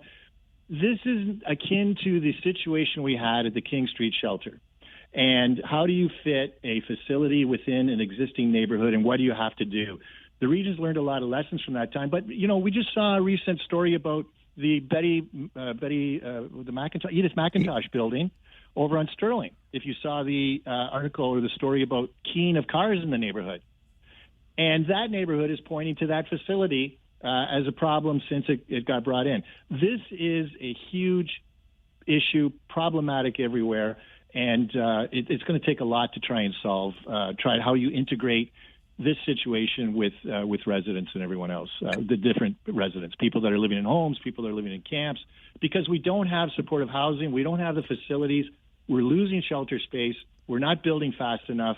Supportive housing is the key to all of this, but we don't have the tripartite federal, provincial, municipal partnership that we need to really get this problem solved. I agree completely, and I will come back to that because that's the piece I want to dive into. But just quickly before we take this break, to go back to what you were saying about the region kind of painting itself into a corner by taking this to court. They could have had police enforce the existing bylaw, etc. I can't help but wonder, Rob, if the region went to court in this case because they're still feeling the sting of when they cleared that encampment small at Charles and Sterling years ago and the public backlash from it. No. You don't think so? No. So it's interesting, though. A positive came out of that because the region developed an encampment bylaw that said these are the steps we're going to take before we move people out of an encampment. And the judge in Valente even cited that procedure and said it was excellent, but you didn't follow it. So the reason the region went back to court this time is because Valente said, if you want out of this, this is what you have to do. But the region passed a bylaw, and there's some questions about the process for that bylaw, and they went back to court because they're dealing with the same piece of land. And so basically what they're trying to do is, it feels like an end run around Valente is what it feels like. Okay. Great point, and I'm glad you could bring a different perspective on that aspect of this. Let's talk then about what the future might look like, that tripartite federal, provincial, municipal collaboration to get something done. And we'll take a break and then get into that part of the conversation with Rob Deutschman this morning, talking encampments. I've got a pretty defeatist approach or attitude to this right now, and we'll see if Rob can talk me back from that ledge as we continue political R&D on the Mike Farwell Show, 570 News Radio and Rogers TV. Wednesday mornings, 11:30. We are joined by Rob Deutschman, former regional councillor, former mayor of North Dumfries Township, former candidate for the provincial Liberals, for a little political R&D. And Rob, I'll just set it up this way. I agree wholeheartedly with what you said before the break regarding the solution to this crisis, and I do believe it is a crisis. We need tri-level government support to get this done. I would submit this to you to set it up. Our federal government is consumed with nation building right now, military, submarines, ports, liquefied natural gas. Our provincial government is consumed with tunnels under the 401, and our municipal government is consumed with speed cameras. It's never going to get done. I don't know. I'm being honest, Rob. I think if we're being honest, anybody that runs in 2026, if they're going to be honest with voters, they should say tent neighborhoods are now a fixture in our community, because we're not going to solve this. So first off, my governments can multitask. Okay, the Region Waterloo is a $1.7 billion operating budget or capital and operating budget entity. They have a lot of people that can do a lot of things. They're not just consumed with speed cameras. They do a lot of things, okay? And so then they're working on the encampment issue. They have a whole department dedicated to that. You know, Peter Sweeney and his team. I do, but the numbers are going up, Rob. They're going up. Okay, hold on. Is this political R&D? I need that point to be clear. You asked the questions, right? Didn't I hear an ad says you asked the questions? Okay, I'm done. But the numbers are going up. And anybody that's being honest in 2026, when they ask for your vote municipally, should tell you that encampments are just part of the neighborhood landscape now. Well, Mike, you act like encampments are a new thing. I mean, go back in history. We've always had encampments. Agreed. People with mental health issues. Absolutely. People with addictions. Yep. The problem is getting worse. The economics are getting worse. How many people are a paycheck away from being out of a house or being out of their rental property? And then where are they going to be? Exactly. I agree. And we've got tariffs and everything else that we're battling now. So the economy has a lot of uncertainty. I think, though, you said, with respect to the government, the federal government, what they're focused on, et cetera, governments have to say, okay, who is dealing with these issues? The municipalities dealing with these issues at the ground level. What is it they need? They need funding. Clear the track. Don't give me any of your policies or any of your ideas. Give the money to the local municipalities to do what they need to do to build what they need to build. Now, local municipalities, though, have to figure out, what are they going to do? Are they going to just say, we're clearing encampments and you people can end up where you want to end up? Or are they going to say things like, here's an encampment policy or a bylaw where you can go and put up your tent and reside while we're trying to figure things out? It really gets down to, at election time, what sort of government, what sort of individuals do you elect to your council, right? Each person comes to council with their own particular viewpoint, their political baggage, their political spot on the spectrum. Are they left, center, right? And this is what's going to happen: is they're going to make decisions based on those views. But so you really have to, as an electorate, decide, okay, what are people going to say they want to do at the election? What is their position on this? And I think we need to accept that this is a reality in our communities. People are going to tent because they have no other options. They don't have a car anymore to sleep in. I mean, now they're out on the street. They don't have a couch to surf on to move from home to home. They are desperate, and we have to decide: do we care or we don't care? Rob, if we care, we have to find solutions. We have to find spaces for people. We have to make sure that we can integrate it. Look, the region was prepared to build another 50 cabins. They had the money set aside to build 50 cabins, but we couldn't find the land to build it on. We couldn't find a community that would take it. You're proving my point. And I'm not trying to be I'm not saying that the people aren't well-intentioned at all levels of government. Right. I'm just being honest. It's not a trickle coming out of the tap. It's on full blast. And we can't plug it, Rob. We can't. No, but you're saying you started out by saying, somebody's focused on speed cameras. No. Everyone's focused on everything. You're asking what is the solution to this, and it is more dollars. Okay, but where are the dollars, Rob? Nobody is giving them. Nobody. The feds aren't giving them. The province isn't giving them. Why not? Because they're consumed with other things. It's not a high enough priority. It has to be. But it's not. Mike, slow down, all right? We already got your point. Okay. Okay. So we have to say we need more dollars to do this. There are dollars for this. There's dollars for housing. There's dollars for all sorts of things, okay? They have the existing envelope. I mean, we have to, of course, meet our fulfillment on international obligations for sure. But if you have an economy or a community that's crumbling and your foundation is not strong, then you cannot be strong anywhere. This is the foundation of our existence, of our communities. We have to make sure that people are stabilized as much as possible, that we are integrated together to be able to work together, to live together, to commute together within, and that is so important. And if we don't get that right, then everything else you do is on unstable foundation. So, yes, it is difficult. It is going to be hard, and there's going to have to be some decisions made about where you're spending your dollars and what are you spending the dollars on. But we need to have a better focus on finding the solutions for this. I mean, the municipality, the region's doing what it can with PESH, the plan to end chronic homelessness, but that has a huge price tag to it. And so we can only put so many dollars to it. We need more dollars. Again, you're preaching to the choir. I get that. I do. Right. But I think what we're seeing now is it's not the beginning. It's not the erosion. We are already crumbling at the foundation. We are.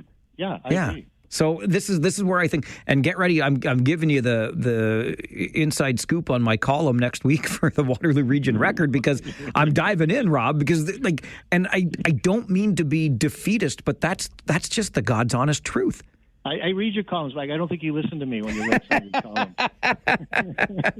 I do. I listen, and I try to learn every time, and I always get a little nugget, and I appreciate it. I'm starting to understand what your dad went through. Don't bring him into this, Rob. The poor man. He's had enough. Appreciate you. Continue enjoying the views today, and thanks for being here. Okay, Mike. Thanks. Always enjoy the conversation. As do I. Rob Deutschman, political R&D. Wednesday mornings at 11:30 on the show. I'm amplified by this, or amped, as my beloved would say, because I'm sorry, but if I were a person that was asking for your vote in the next election, I would not sugarcoat it to you. And Rob's also right. Good point that encampments have long been a part of our communities. They were hidden. They were out of view. By design. Folks living in them didn't want to be out there in full view. They found little places to go. The problem is now so severe. The crisis is upon us, and it is a crisis. I know, I feel, and I've said before, I think we overuse the word, but in this case, that's what it is. This is a full-blown crisis. We do have a plan to end chronic homelessness locally, but the numbers have more than doubled.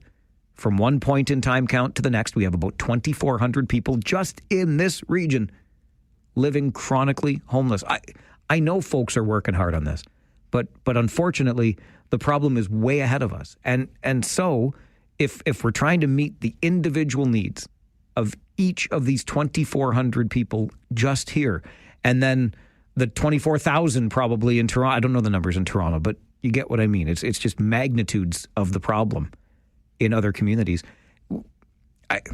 I'm sorry, but you can't just build a big building and push everybody through the door and then wash your hands of it and say the problem's solved, even if we had the political will to build that big building. So that's why I would submit to you, it just, in the interests of honesty and transparency, these encampments are not going away.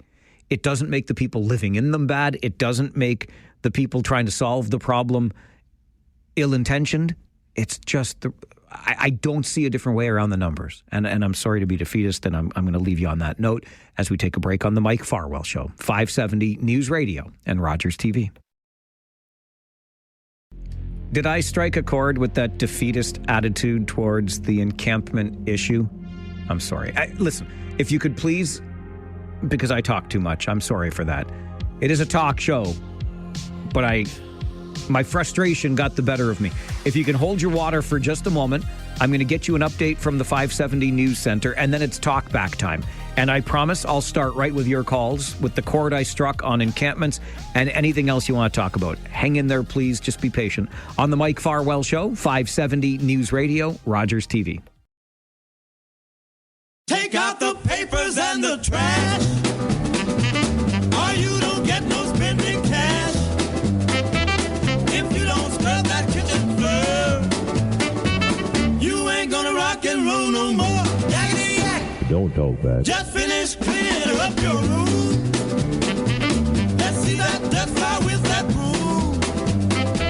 Get all that garbage out of sight, or you don't go out Friday night. Yakety yak. Don't talk back. All right, it is time for the Talkback Hour, where you talk more and I listen more, and we engage in some conversation. I think I struck a chord earlier. I begged for patience. Jack is more patient than Bill. Bill, obviously had other things to do. If you want to call back, Bill, I'll get you right to the front of the line. But for now, Jack has been waiting, and let's hear from him. Afternoon, Jack. Mike, you're going to listen. This is great. Good news. So, look, I mean, you can throw all the money in the world at this. It will not get better. Why not? Because people need to be able to take care of themselves. And I've been calling into your show for as long as you've been alive, I think. And sometimes you hang up on me. Sometimes you disagree with me. But I'm telling you right now, net zero, for example, building adds cost to a house. Immigration takes away from the supply of homes. The pricing is by design, in my opinion. You hate to hear the history of things, but from 44 to 83, the Conservatives were in charge. Number one in jobs, household savings, household ownership. Number one everywhere. You have to run a society with a financial mind. These people are nutcases that are running our country. Okay, but Jack, no. I think. Well, hang on. I don't even know. I can't even see the point anymore from where you've gone. Like we were talking about the problem of homelessness and the encampments that are the result, and now you're talking. Well, but like you want. Listen. I want people with a good financial mind running things too. Absolutely, I do. But the only mind I need is financial. We'll take care of ourselves if you allow us to. But what about the folks now that like 2,400 people that are chronically homeless in our community today? How do we help them, or do we not? Well, how we help them is we have to have some interim situations. I know they're building right across the street at that old Second Look? Yeah, but that's 44 some odd units. And then there was a great story this morning on the morning news about 79 supportive units, but they're for families who have adult children with developmental disabilities who are not the people living in encampments right now. So as great as that project is, that's not helping the problem. You're right. So I'm saying that we have to find a way to help the people out there. Right. I'm asking you what that way is. What's the way? Well, we're housing immigrants, asylum and refugee people in hotels. $143 a day, $84 a day for food. You're right. And we have Canadians sleeping in the street. We have people lined up down the block for food banks. But Jack, hello, I know, Houston. but Jack, we talked about it with the lawyer for the homeless folks on this show on Monday morning, and I asked that direct question, and she said motels don't work for everybody. No, it's fine. I'm not talking motel. I'm talking hotel. Okay, but either way, like if motel, hotel, what the heck is the difference? It's an enclosed space where you might not be able to do the things that you want to do, so you don't fit there. So it's not like you can just say, we're taking this refugee out of the room and putting in this person who's chronically homeless. It's not an even trade. Stop bringing them in the country. My brother is homeless by choice and has been for many, many years. And where does he live? Hamilton. But like on the street? Yeah. He sleeps during the day, wake at night. Anyway, what happens is he loves it because there's more people to talk to. But okay, well then there you go. So we're not. You're proving my point. We're not going to get. What point are you making? My point that I'm making is we will never rid ourselves of encampments in our community. Yes, we absolutely will. You just told me your brother likes it better. Well, because he can't stand people, but he's the exception. When I came to this town... How do you know he's the exception? Wait, Mike, you're going to let me talk, remember? Well, but I'm trying to get you to... No. What you're trying to do is control the conversation. When I moved to this town, there was one guy that I saw that was homeless. One. Maybe it was your brother. And he hung out by the bus station all the time. No, it wasn't my brother. It was Martin Tarback. He was a great guy. Okay. Yeah, he was. So my point is, I'm just telling you that it's a growing problem because unaffordable life, unaffordable family life, unaffordable personal life, it's the cost of living designed by government programs. The government's the problem, not the solution, Jack, sir. I agree. Unaffordability, a huge part of this. What I'm asking you, though, now is the answer. How do we fix it? Yeah, well, giving people who come new to the country, the student visa people are switching to asylum refugee, from what I understand. I understand there's 835,000 so far this year. Stop it. Come on, guys. I know not everyone loves Doug Ford, certainly, not me, but we have to vote back the way we used to, conservative. Think of financial before feelings, and we're just killing ourselves. Okay. This is not a problem that we haven't put on ourselves. I don't disagree. And I got to run because I got to get to a commercial break, but thank you. When you want more entertaining Friday forums, you call me. You know my number.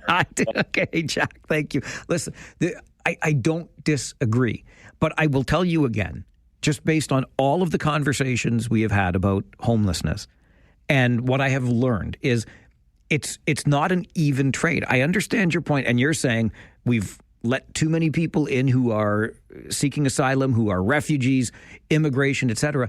Even if those hotel rooms were not being used up, it's not as though you can say, we've got 2,400 hotel rooms in this region.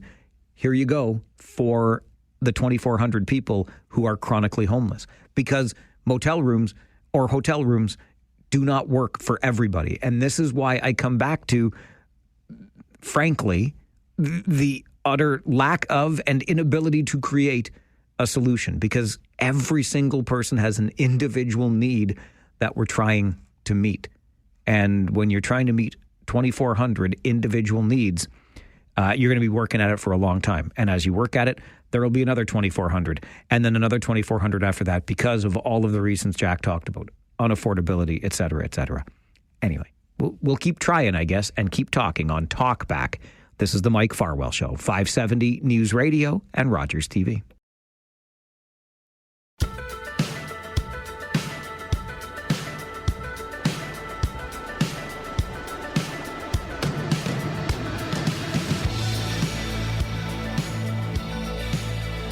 Another issue we had some fun discussing today was road safety, particularly with the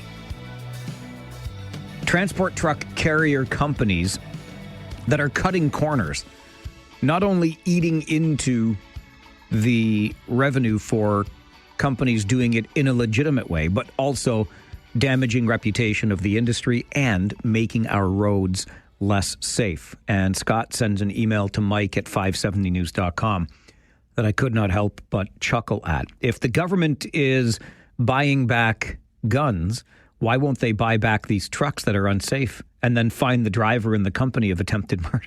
I get the tongue-in-cheek nature of it, but I get where you're coming from, and I appreciate it. And I couldn't help but chuckle myself at this media release we got earlier today from the CAA in South Central Ontario, which talks about congestion in school zones, which is sparking safety concerns among Ontario parents. 8 in 10 parents in this province say the traffic buildup during both drop-off and pickup is a safety issue. 81% and 84% in those two drop-off pickup concerns, basically.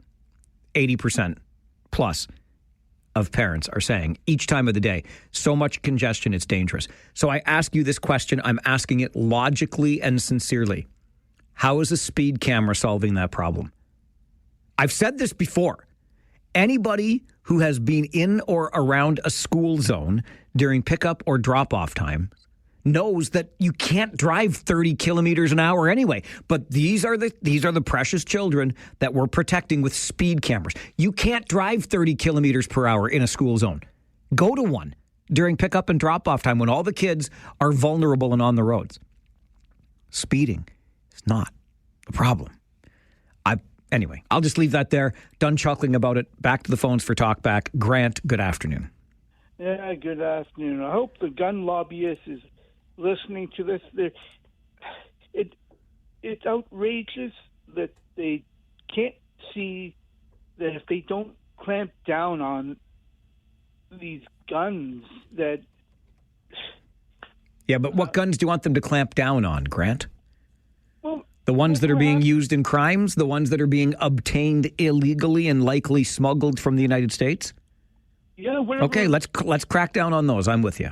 Whatever is sparked this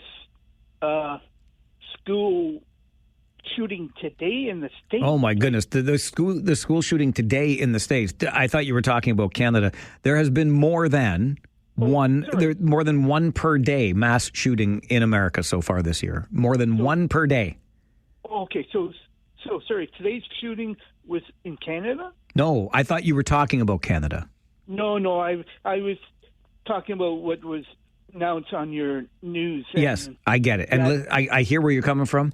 I can't even begin to figure out how to solve the problem in the United States when it comes to guns. It's absolutely part of the culture there, for sure. Alex is next on Talkback. Afternoon, Alex. Afternoon. Yeah, well, that was a very timely conversation you just had About guns? Yeah. Okay. That's what I'm calling about. All right. And I'm going to give you a scoop, sir. Okay. Because media's not talking about it, but the people are. I'm telling you, there's tons of videos are coming out of people shooting machine guns, fully automatic weapons, in the woods out west and now up in Muskokas. There's video of all the casings littered everywhere. There's video of them doing it. Okay, can you point me to just one of the videos so I can check it out? You just go online. It's probably on YouTube. I saw it more on Facebook postings. But okay. You'll find it. Okay. And I'm telling you, your last caller, that's the problem. The legal gun owners with a shotgun and a hunting rifle and some pistols, there's no problem there. So, sorry, Alex, I agree with that point, by the way, but are these people using machine guns in wooded areas doing it just for poops and giggles? It appears to be. Okay. And they're also, by the way, on top of all the casings that they leave, right? On top of that, they're leaving trash everywhere. So, I don't know, but that should be huge news in a country that like Canada, with our gun laws, that there's videos of these guys doing it, and they're doing it regularly in the same spots. Okay, and just watching it, the gun safety is how they haven't shot each other is beyond me. Because their gun safety is horrendous. Like they don't have gun safety. They're just crazy people, and I'm done up in the Muskokas, for goodness sakes. All right. Well, I mean I don't know that it would be national news, but I will check it out and see what I can see. Let me put it this way. Okay. If it was a bunch, say it was 5 ex-Canadian military guys in a camp doing that would be national news. So this should be national news. These people should be arrested, right? And if they're not here legally, they should be deported. If they are, then they should go to prison. Because okay. That is what is horribly wrong, and people get this opinion on they think that's what gun owners do. Well, we don't. Well, listen, and I get that part for sure. Obviously, the connection to ex-military members and that case, that was a domestic terrorism plot that was foiled. There was a lot more to that than people just shooting for kicks in the woods. And in this case also, I know you want to make the point about legal gun owners and how onerous the laws have been on them, and I agree with that point. But it's not as though they are injuring people or even themselves miraculously based on what you've said. So anyway, sounds like some mischief occurring here, and I will see what I can find video-wise as we take this quick time out and come back with more of Talkback. What's on your mind today? Make the call, start the conversation. I'm here for it on the Mike Farwell Show, 570 News Radio and Rogers TV. Well, I tried. It's just a cursory search so far, but from Alex's call earlier about the videos that he has seen of people, can we call it joy shooting? Machine guns in wooded areas in British Columbia and now Muskoka. I Googled machine guns, wooded area, Muskoka. I ain't seen none videos. I don't know what's going on. I'll see if I can search deeper and find more. But as of yet, I have not seen the alleged videos of the joy shooting in wooded areas that Alex believes should be national news. What is national news is the latest mass shooting. Again, more than one per day so far this year in the United States. We've got an 8 and a 10-year-old child dead in Minneapolis, and 17 others, including 14 children, are injured. A man in his early 20s described as the shooter, and he died of a self-inflicted gunshot wound. That's what precipitated the call from Alex, who wanted to talk about guns and these videos that he has seen, but I am yet to see. A video that I have seen, and we talked about earlier this week on the show, just yesterday, in fact, is that video of 4 people in broad daylight while customers are standing around watching, and one of them filming them at a local LCBO store, just taking booze off the shelves and walking out. That has caught the attention of our Premier, Doug Ford, saying today during a media conference, and I'll quote, "Did you see these characters on the news last night that went into the LCBO up in Kitchener? They're a brazen bunch of crooks." I use that word, brazen, too. "They're stealing off the taxpayers," said Ontario Premier Doug Ford, seeing the video for himself of the people robbing one of the LCBO outlets right in our community. So that's caught the Premier's attention. And as we've talked about on the show, trying to wrap our heads around this level of boldness associated with a crime. Forget the cover of darkness and even a nylon stocking over your face to obscure your identity. None of this was used by the thieves in this case, who are clearly on video just filling up reusable shopping bags and even a bag like a hockey bag on wheels to fill up with booze and walk right out of the store in broad daylight in Kitchener. It is incredible stuff, and the Premier has now weighed in on it. I've got to get you to the 570 News Center for an update, but then we continue taking your calls during the Talkback Hour here on the Mike Farwell Show, 570 News Radio and Rogers TV.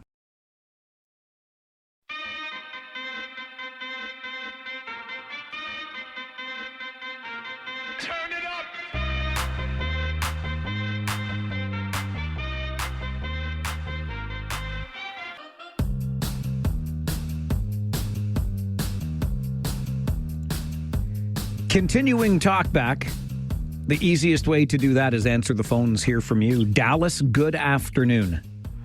Yes, sir. What are you saying today? I'm saying too much, I think. Poor Bill didn't have patience for me to finish talking before I could talk to him. So everything. The quick answer would be everything. I'm saying everything. Dallas, what are you saying? Well, I'm going to come up with a suggestion for the congestion at the school zones. But first, what just caught my ear was the LCBO thing. A lot of these crimes are happening in the middle of the day lately around here. Last couple of weeks, couple of shootings in the middle of the day, stabbing in the middle of the day. It's getting, a little unnerving, let's say. I don't know. I don't know what to do about that.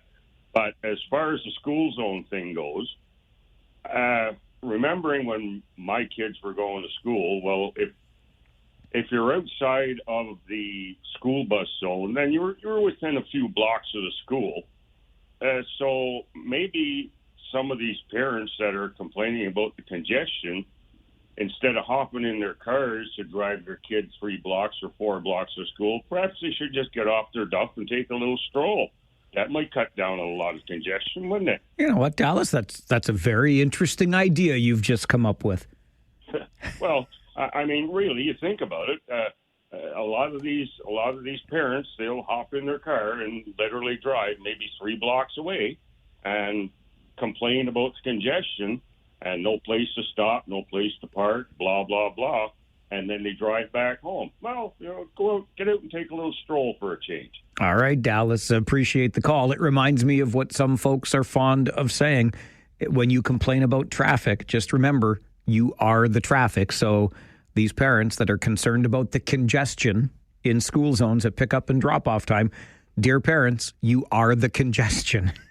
Good point by Dallas. Paul, good afternoon. Good afternoon. How you doing? I'm all right. How are you doing? Well, I'm still vertical, so that's a good thing. Two comments, both dealing with videos. I've seen the video of the LCBO, assuming that it is an LCBO.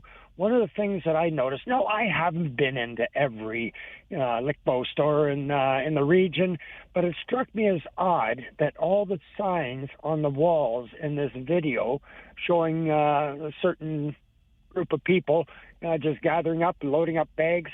Why are all the signs in French? I don't know. I'm told that at this LCBO, and I haven't independently verified, but I trust the source, some of the signs are in French. Okay, it just struck me. It struck me. I'm with you. Yep, I agree. Now, as far as the other video of a group of people going out on some trail, apparently that was in the Huntsville area. Somehow, I'm not too sure that those are legally licensed firearms owners. Perhaps one got his license and bought a bunch of guns and went out and took a bunch of people out. What I saw was pretty disgusting. But one of the videos the guys posted on his Facebook page, so I can't see where it would be that difficult to track this person down and prosecute for. Now, I don't know. Like I say, I don't know exactly where it is, but if it's on a trail, it is illegal to be shooting down a travel portion of a roadway. So they're definitely breaking laws there. How somebody would get a firearms license and not know the basic laws, I don't understand either. But from what I understand, they were shooting up a snowmobile bridge and signs and everything else, and actually blocking. From what I'm reading on Facebook, they're blocking the trail and preventing people from going through. And who's going to go riding through there when there's a bunch of crazies with guns? So I really have to question whether they're legal firearms owners or whether they're criminals. Paul, appreciate the call. Even without seeing the video, I have very little doubt. Obviously, I cannot be certain, but I have very little doubt that these are legal firearms owners. Thanks to your help, I have now been able to view the video with my own eyes. I will again say, very confident they are not legal firearms owners. And I will add to it, these people are not being videoed inconspicuously or discreetly. They're posting these videos themselves, very much like what I said about the LCBO robbery, where these gentlemen are walking into the store in the light of day in front of the cameras that they know are being held up. Everybody's got their cell phone out, shooting video of this robbery. Their faces are not covered in any way. Same with these fellas doing exactly what Paul described and Alex alluded to earlier on a snowmobile bridge, shooting for fun, I guess. Their faces are not obscured in any way, and they are posting this publicly to Facebook, whether the account's legit or not. But there is, I don't know what we can do to identify the individuals, but their faces are very much visible in the videos that they are posting themselves.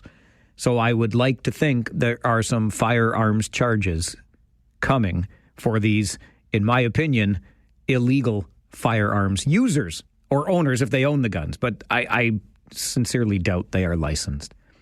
It's a wild world we're living in these days. And Talkback is always a wild hour, which continues on the Mike Farwell Show, 570 News Radio and Rogers TV. Well, the plot thickens when it comes to that LCBO robbery in Kitchener. Premier Ford not only commenting on it, but has reached out to our chief, Mark Crowell, to discuss the matter further. The stolen booze worth an estimated $8,000. Most of it Scotch. I love me a good single malt. You see? Now I'm taking this even more personally. Come to my city and do that. But now you're going to take one of my favorite beverages. Yeah. And this is something that was obviously not taken for personal consumption. Police believe this to be part of a coordinated effort as we get more detail about that robbery in Kitchener. Caught on video, and the thieves seemed not to care. Talkback continues. We go next to Dave. Good afternoon, Dave. Good afternoon, Mike. I have trouble understanding the issue of Trump-imposed tariffs, and I'll explain very quick about it. My understanding was that our Canadian companies are legally selling products to the United States. In the United States, Trump-enforced tariffs are imposing import taxes on these goods, which the Americans have to pay. So I don't understand why our Canadian politicians are up in arms about it. That's my question. Thanks, Mike. I'll listen on the radio. Thanks, Dave. Appreciate the call. If it's more expensive for us as Canadian producers to get our goods into the United States, and thus for people to buy them, they may buy less of them, which hurts the business here in Canada. That's why our politicians are up in arms about this. Not to mention this whole idea of free trade in North America. Dylan, you're next on Talkback. Good afternoon. Good afternoon. I got two quick comments about what you've been talking about. Number one, the videos. And I'm not talking specifically about the videos we're talking about today, just videos in general. I think as a society, we really have to start questioning anything we see digitally. Quick example, Buddy has an app on his phone. He took a picture of me, played with his app, and all of a sudden there was a video of me and some stuff I don't want to say on the radio happening to me, and it looked like a real video. That's two idiots playing with a phone. If you know what you're doing, real video from fake video is indistinguishable. So as a society, we have to question everything we see that's digital because it's just so easy to fake nowadays. So that's number one. Number two, the gun control. Gun control will never work. It has not worked. It cannot work simply because of the amount of guns that are already in the country and the amount of guns that flow freely across our border. So trying to solve the problem with gun control is stupid. We should be concentrating on making gun crime not worth it to the criminals. You get caught with a gun in commission of a crime, no more concurrent sentencing, 10 years additional, no parole for the use of a gun, examples like that. Just make it so punitive that A, it's not worth it, or B, you're gone forever and see you later. Those are my two comments. All right, real quick before I let you go, Dylan, how's your hard-boiled egg tap on the end peeling trick working for you? So not as good as I thought. It kind of works, but not every time. I still get some that aren't perfect peelers. So this is why I asked, because first time I tried it, it was perfect. And then ever since, it's starting to let me down, buddy. It's starting to let me down. Well, I'll find a way.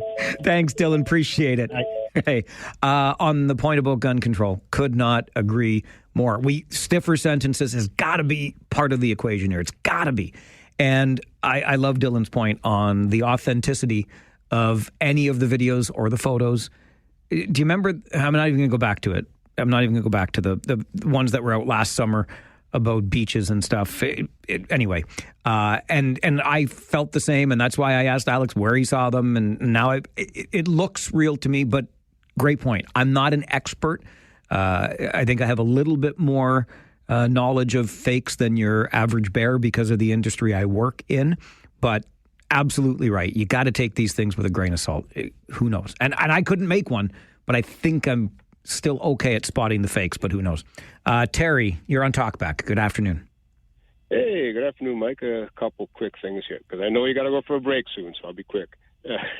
About this trucking thing, Mike, I know you had your guest and you were saying we have to do this, we have to do that. But this all started back in 1990 when the federal government deregulated the industry and many transportation industries, and rail also, and air and all that. So the problem is because, they deregulated to create more of, lower freight rates. That's why you have these problems. So I don't know how you put that genie back in the bottle now, but I don't think it's going to get a lot worse before it gets better, if better at all. So that's my take on that, Mike, because I've been involved in that industry for many years. But anyway, it's pretty. I know you mentioned it this morning on your top five. It's pretty sad when the best football player in Canada can't even crack the roster of a 53-man team in the NFL. Don't you think? Well, I think it's more embarrassing that he can't crack the roster of the Green Bay Packers. Well, yeah. No, I'm kidding. No, I know. I hear you. Mediocre team. Maybe he can go for Dallas. Maybe there's a lot of entertainment down there. But anyway, Mike, I think we have a lot of... unless it's hockey up here in Canada, all these other sports get neglected in terms of development. I'm going to tell you a quick story, really quick. I was down in the early 90s. I was down in Alabama waiting for a backhaul when I used to do OTR driving, over-the-road trucking. And I had some time to kill, so I walked over to this local park there. And it was 110 degrees in the middle of summer down there in Montgomery. And there were these 15, 16-year-old kids playing, it was a team, I'm assuming, and they were just out there cracking it. Like, you would never see that up here, ever. So I think we have a lot of work to do to catch up. And I'm sure one of these high school teams from the States, like Florida or Texas, can come up here and beat the ass out of any university team up here, and they would be bad. That's how underdeveloped we are up here. All right. Anyway, Mike, Terry, I know you got to go. I do, but real quick before you go, because what you said, I have to go to a break, which I do. But We've been talking about this, you and me specifically, over the last number of weeks. You better be, Terry, I'm holding you to, you better be my first caller on Tuesday morning. Is that when it goes into effect? I didn't say anything, Terry, except you better be my first caller on Tuesday morning. 9:03 a.m., Mike. You better believe it. I'm counting on you, pal. All right. We'll do. Thanks, Mike. Thanks, Terry. I can't wait for Tuesday. But I got to take this break right now. It's the Farwell Show, 570 News Radio and Rogers TV. On this show, we save the best for last as we wrap up Talkback. Mary is with us on the phone. Hello, Mary. Hello. Well, thank you for that. You're welcome for that. Thank you for calling Talkback. Yeah, well, I'm going to have to stop listening to the show because I get too riled up about everything. You get riled up. Have you heard me today, Mary? I've heard you. Well, listen, first off, congratulations on going to City Hall yesterday. Well, thank you. The staff there made it so easy.